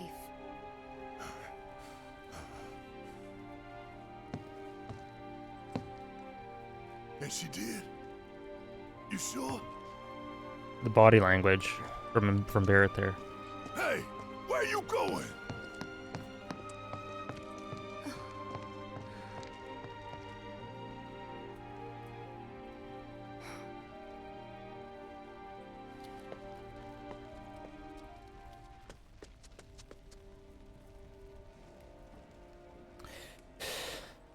So that was a phenomenal scene. That's one of the best scenes so far that we've seen. One of the best scenes in this game in entirety.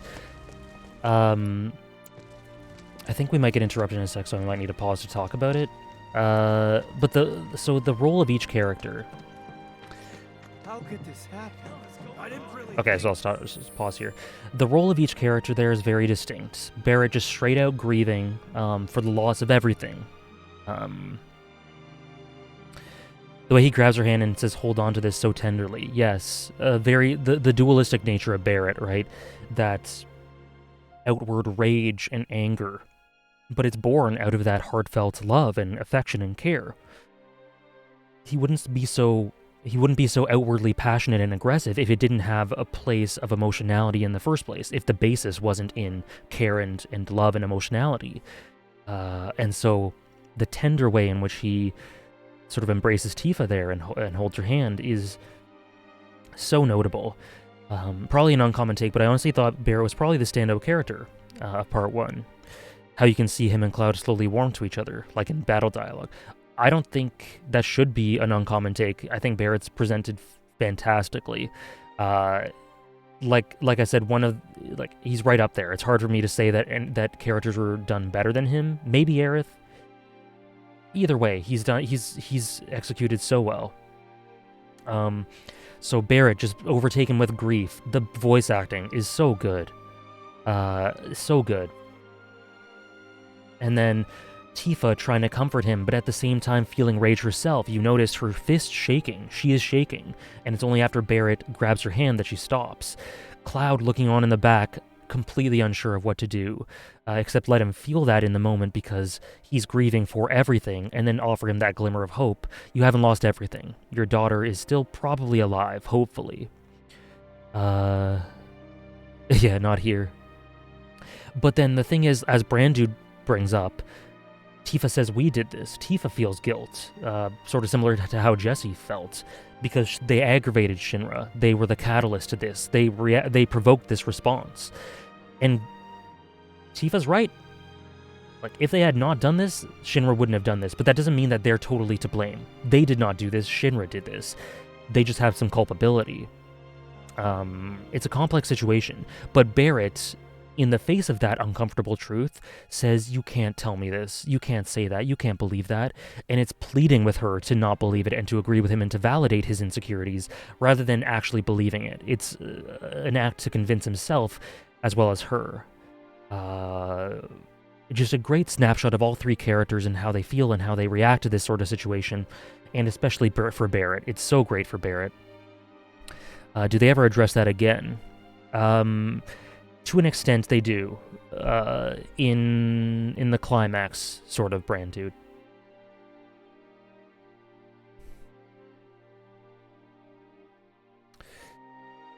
It makes sense because of what Cloud went through. He still hasn't processed a lot of things within himself, so trying to figure out what to do in a moment like this is unknown to him. Absolutely. He has no idea how to navigate this situation. It's devastating. Like, this scene is so good. As much as I criticize the actual scene of the event happening, this is perfect. This is pretty much perfect to me.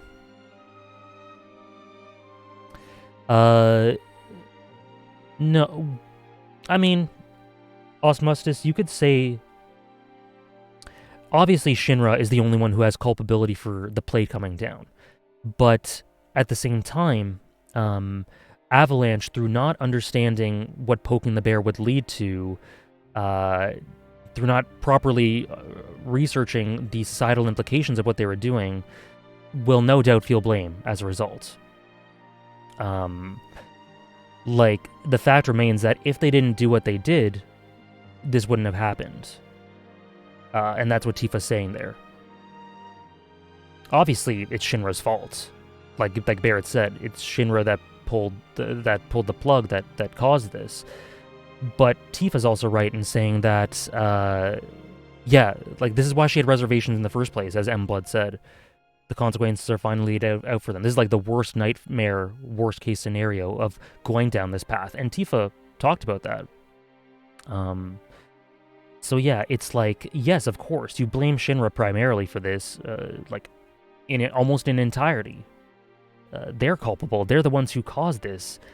But at the same time, like, Tifa feels the weight of this because she never wanted to do this in the first place, and she saw in her worst nightmares something like this happening. And the fact remains, if they had not done that, this would not have happened. And so it's natural for her to feel blame, and for Barrett deep down to feel blame, and for Cloud to feel blame. Their friends died for this, and it's a horrifying feeling. Come on, dear. We gotta keep moving. And seeing, again, the street level, the people affected by this, just the regular bystanders, nails it home. Like, this story continuously does that.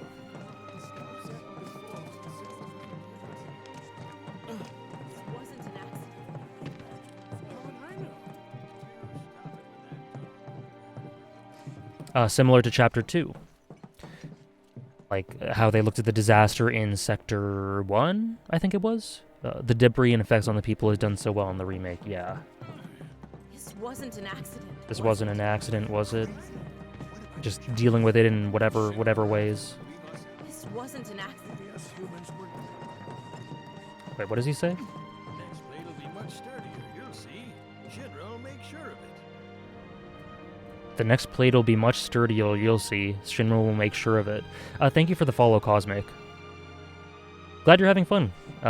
We're actually getting close to the end of the stream. I just primarily wanted to do Chapter 12 here, but I think we'll get to a stopping point in a few minutes. We'll do a bit more. I said, where you going? Aerith's house. I didn't say that they should take accountability for it, Ostmustus. Or if I did, I didn't mean that. I mean that you understand why they feel culpability for it. If I said that, that's not what I meant, but I don't think I said that. Either way, you know what I mean. I'm still trying to comprehend why Shinra thought doing all this to put all of 6 people in the dirt was a big brain plan. They didn't. This is Shinra in a nutshell. Shinra is, just in general, as an entity, as a corporation, ideologically, to stomp out the little man, they will do completely over-the-top things. They will destroy an entire plate to kill, like you say, 6 people, who are, in the grand scheme of things, you know, you don't need that much to do that. You really don't. But because it's easiest, because they have the resources, and because killing these many people doesn't matter to President Shinra at all, they do it anyway. That tells you everything you need to know about Shinra. Yeah. The Sector 5 slums. And that's where Marlene is?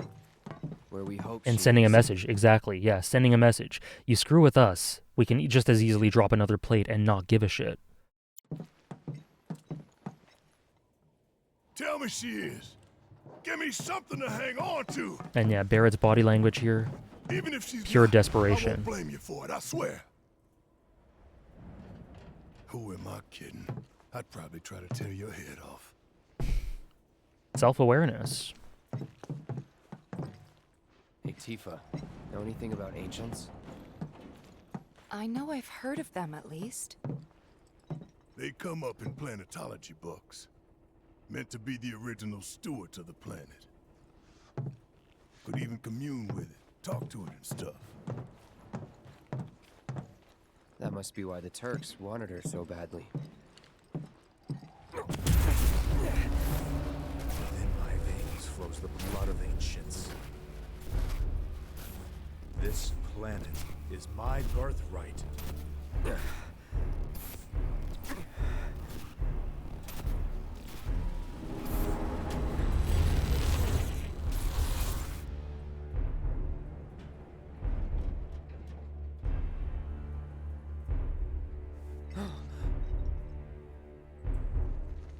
Failed again, I see.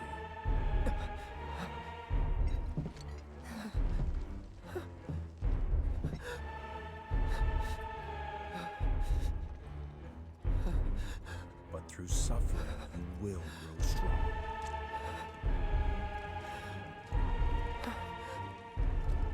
Isn't that what you want?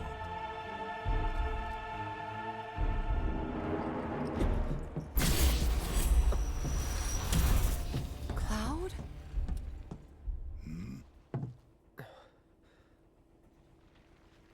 It's nothing. Let's go. Yeah, he's shaken up. I love how terrified he sounds too. Trying to sign a prenup before they get together. Yeah, so this is notably, obviously shown. Cloud's the only one who sees Sephiroth there. This is the Sephiroth within him, trying to push him forward, trying to push him on, saying, you failed again. Grow in strength, grow towards this end point, and you won't have to experience this pain. But you failed again, and the again is key. What is Sephiroth referring to? The original events where this happened, the events in Nibelheim. Could be a couple of things he's referring to here. Either way, the sentiment is the same. You failed, you need to get stronger, and you need to go towards this goal, our goal. Very clearly pushing him toward this. This is how Cloud deals with it, yeah. He broke his cool facade for a moment there. Yeah, like, that facade is already paper thin in a lot of instances. It completely fades away here. Madame M around. Yeah, she is. Yeah, a great voice acting, I thought. And here is where, again, the wall market being fleshed out more really comes into, like, you see why it was done here, by seeing the reactions of people here. Carts ain't running right now. Oh, that's the cart guy. Where's my guy? I might see him somewhere deeper in town. But getting to know everyone in Wall Market in a much more lighter context What the hell are they doing here? Their jobs probably. helps this get nailed home. Just focus on seeing Marlene again. Nothing else. Towards the reunion or something greater. Yeah, it could be the reunion. It could be destroying Fate or something like that. Who knows? I think it's both. I think it's both, personally. Cloud basically sounds the same in Advent Children in the remake, despite having different voice actors. I would have to listen to Advent Children again. Or watch it again.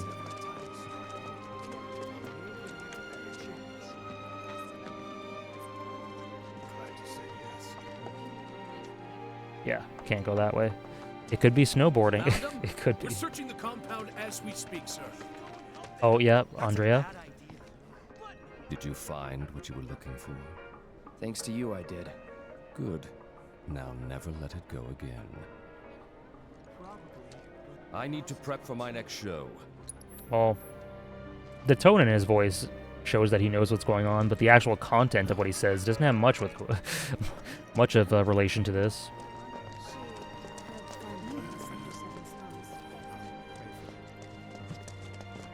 It's like keeping himself distracted sort of thing. That's the subtext I get. The first thing we need to do is find a place to take refuge. Well, this is a fine mess. How bad is it here? Compared to Sector 7, we're doing fine. But that's hardly an accomplishment. Would you have played other narrative-driven games like God of War, for example, also Elden Ring 2? I've played God of War 4, Cosmic Tulu. It was very good. I will be streaming Elden Ring, for sure. That was a sub-goal, it got reached, so yeah, I will be streaming Elden Ring soon. Maybe next week, sometime, I don't know. I imagine I'll have 2 more streams left of Final Fantasy VII Remake, 3 at the very most, before I finish the game, and then I'll primarily focus on Elden Ring, but I might start it before then. Yeah, Biggs too. They were both in pretty bad shape. But Wedge wasn't up there with them. He got out. All right. Glad to hear it. Glad to hear it, Cosmic Tulu. Yeah, and Madame M, you know, seeing all these characters in much lighter context really helps nail home the fact that this is horrible. I mean, like, this affects everyone. These lighter characters are affected to a great degree. Would you potentially stream any Persona games? If 3 ever gets a remaster, or if 6 comes out, sure. But I've not 4 or 5, because I've already played them. If we don't look for them, who will? Right. Hey, Cloud, gonna need your help with it too. Right. Alright, Hugs, we're almost done anyway. Thanks for stopping by, just as always. Wait, where are we going? This way? Yeah.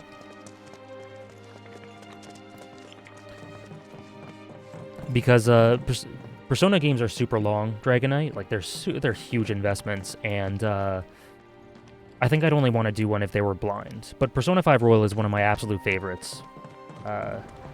It's fantastic.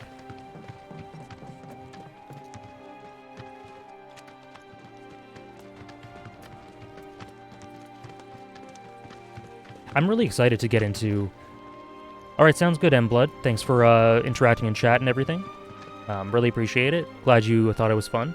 I'm really excited to get into blind games. I think that'll be lots of fun. It's not something I've done on Twitch yet, so should be fun with FF14, Elden Ring, potentially other stuff down the line.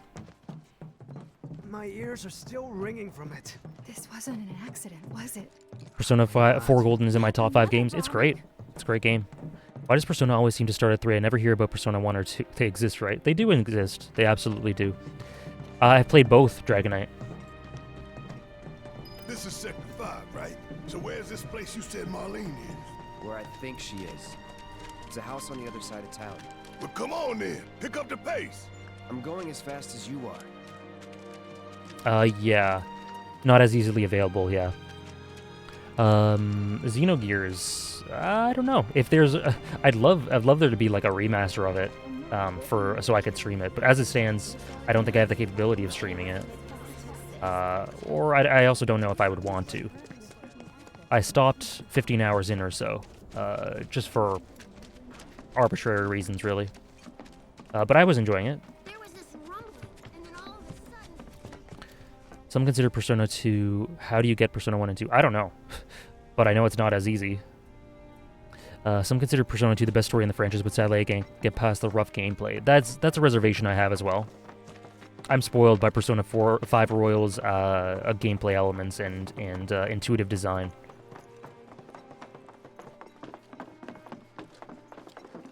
Also, that's the house. Just Marlene! How beautiful does this place look at night?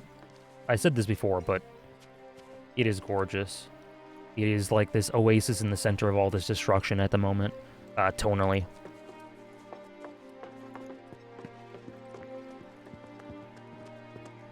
Yeah, I have a digital copy of 4.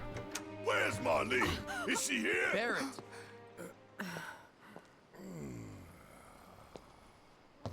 This is cute, by the way.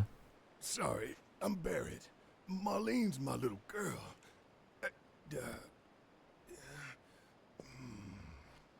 Marlene, she's got short hair. She's cute as a button, with the heart of an angel. She was wearing, pink. She was wearing a pink dress today. Upstairs. Huh? Oh. I said she's sleeping.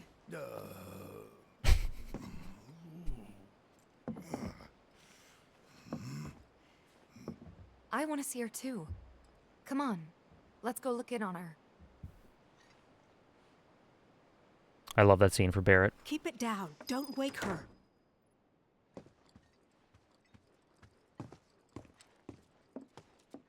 Yeah, that is interesting, Dejobu, man.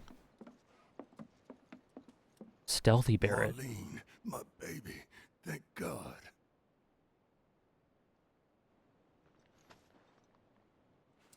Shh.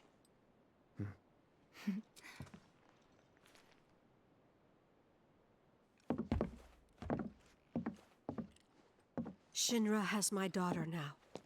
I'm sorry. No, I'm the one who asked her to go get Marlene. We'd only just met, but she was so kind and helpful. I took advantage of her.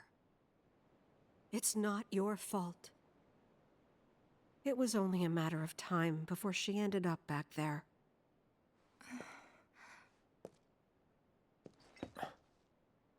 Because she's an ancient. That it? So she told you about that. Get out with it. She must trust you all a great deal. Yes, Aerith is an ancient. Probably the last one living. She's not my daughter. Not by blood, I mean. If that's what you were wondering.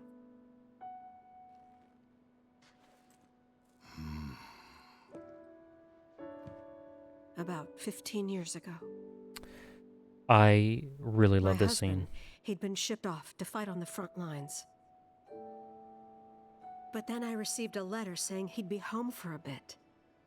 So when the day came, I went to the station to meet him. This always makes me well up a little bit.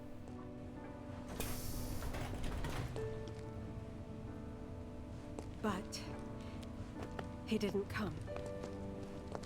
I couldn't help fearing the worst, even then. But I told myself his leave must have been postponed, that he'd been delayed. Every day I went, to wait and to pray.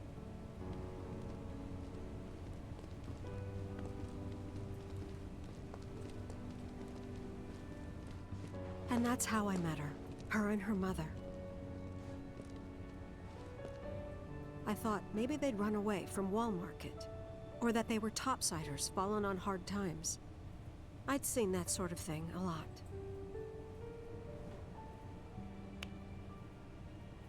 Take Aerith somewhere safe. Those were her mother's dying words.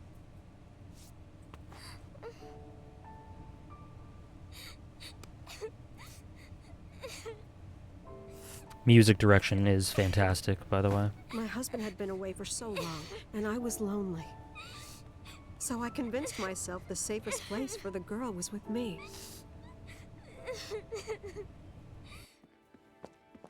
It took no time at all for her to start feeling like family. She was a real chatterbox.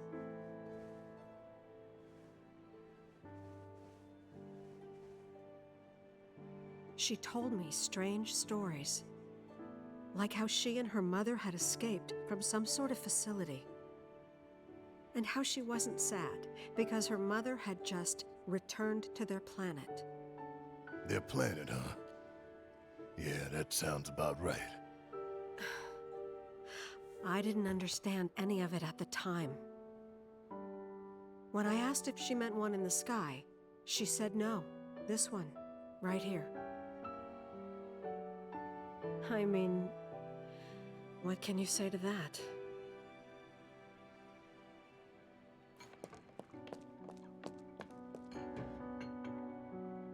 Mommy, don't be sad.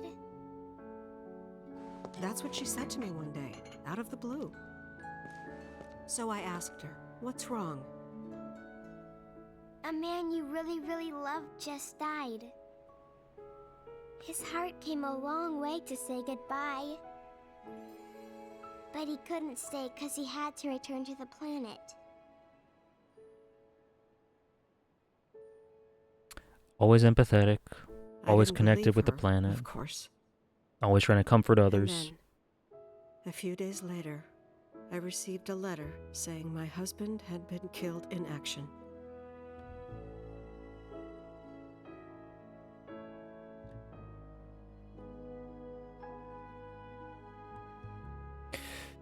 Things like that. She'd just know. She'd just It know. was a lot to deal with, but we were happy. And then came the knock. Coming!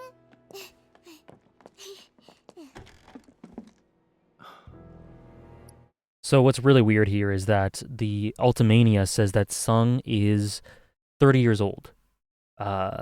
This scene happened 15 years prior to the events in the game, which would make Sung in this scene 15 years old. I think the Ultimania is off by at least 5 years or something like that. There's no way this dude is 15. No! Go away!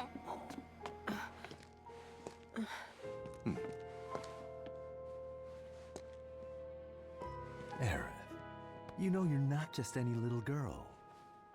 You're a descendant of the ancients. The other way. I had no idea what he meant, so I said, He's 10? Who are the ancients? Yeah, he might just be Pharrell. They were the original stewards of the planet, whose boundless knowledge and wisdom shall guide us to the promised land. Some believe the promised land to be a myth, others an allegory of sorts. But we take the words of the scriptures at face value and believe it to be quite real. Which is why Shinra would like very much for Aerith to help us. You're wrong! I'm not an ancient! But Aerith, even when you're all alone, don't you hear voices whispering secrets?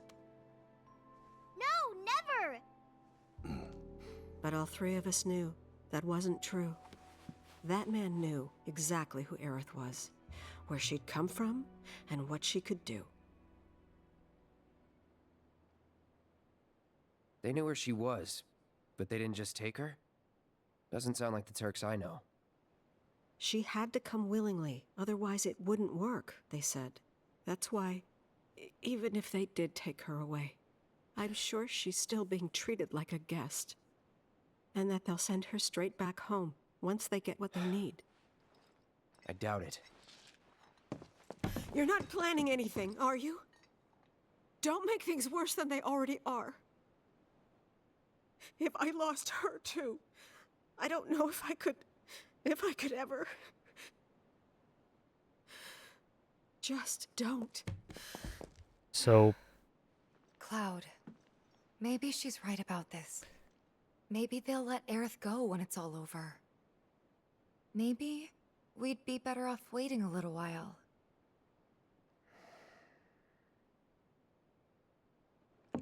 Let's head back to Sector 7. Got things to take care of. Like checking up on the bar. Yeah. Okay. So one could say that she's being very naive through agreeing to this, or through saying not to try and save Aerith, but you can understand totally where she's coming from. Years of this interest in Aerith. It's happened before where she's come back safely. Aerith is all she has in life. They're two souls who found each other in the midst of death. She lost her husband, Aerith lost her mother, and they found a beautiful relationship between the two of them. And she's all that she's got. So you understand not wanting to risk that, given what's happened before. But then at the same time, you understand why Cloud and co. don't really trust her, or trust that, or Cloud particularly. Tifa kind of talks him back from it. But yeah, that's a great scene. I think there might be one more after this. And the goal here is to check up on Sector 7 now that all the rubble, like that the dust has settled and... Sector 7 is buried under rubble now. So how are we supposed to get back inside? Underground passage in the park. Good plan. But how do we get to the park? I know another way to get there. Aerith showed me before. This ancient girl knows her stuff. Didn't mean anything by it. Okay, so then from here we continue to Sector 7 to essentially help with what's going on over there after the event. I think I'm going to stop it here. It's a pretty good stopping point from where I'm standing. I might work through some more padding, because there is some padding in this little bit. And then I really want to finish this series within 2 streams, if possible. I think I can do it. But yeah, there's a bit of... we're at Chapter 13. There are 18 chapters. Chapter 14 is something I can summarize in the way I've done previous chapters, like Chapter 10, Chapter 5, 6, 7. So I think I'll work my way through some of the padding, but obviously show all the important stuff on stream. And yeah, hopefully we'll be done in about a couple of weeks or so, but we'll see. And then we can get into more blind streams, Elden Ring in particular. But yeah, thank you guys for sticking around. Thank you guys for interacting in chat, for talking with me, humoring me. Hope you guys enjoyed. And yeah, the next stream is Sunday. And thank you very much for the support as well, for the subs, follows, the bits. Very much appreciated. I'll add everything that people have contributed to the document right away. And yeah, thank you guys for coming by. Thanks for the stream. Thanks very much. I'll see you on Sunday if you're interested, where we'll continue the protagonist list. Might do something with Elden Ring. We'll see how it goes. But schedule for at the moment, same as always, with some Elden Ring mixed in there somehow. We'll see how it goes. Thanks very much, guys. Hope you have a great rest of the week, great rest of the day, and yeah, take care. Take care. Many thanks for watching.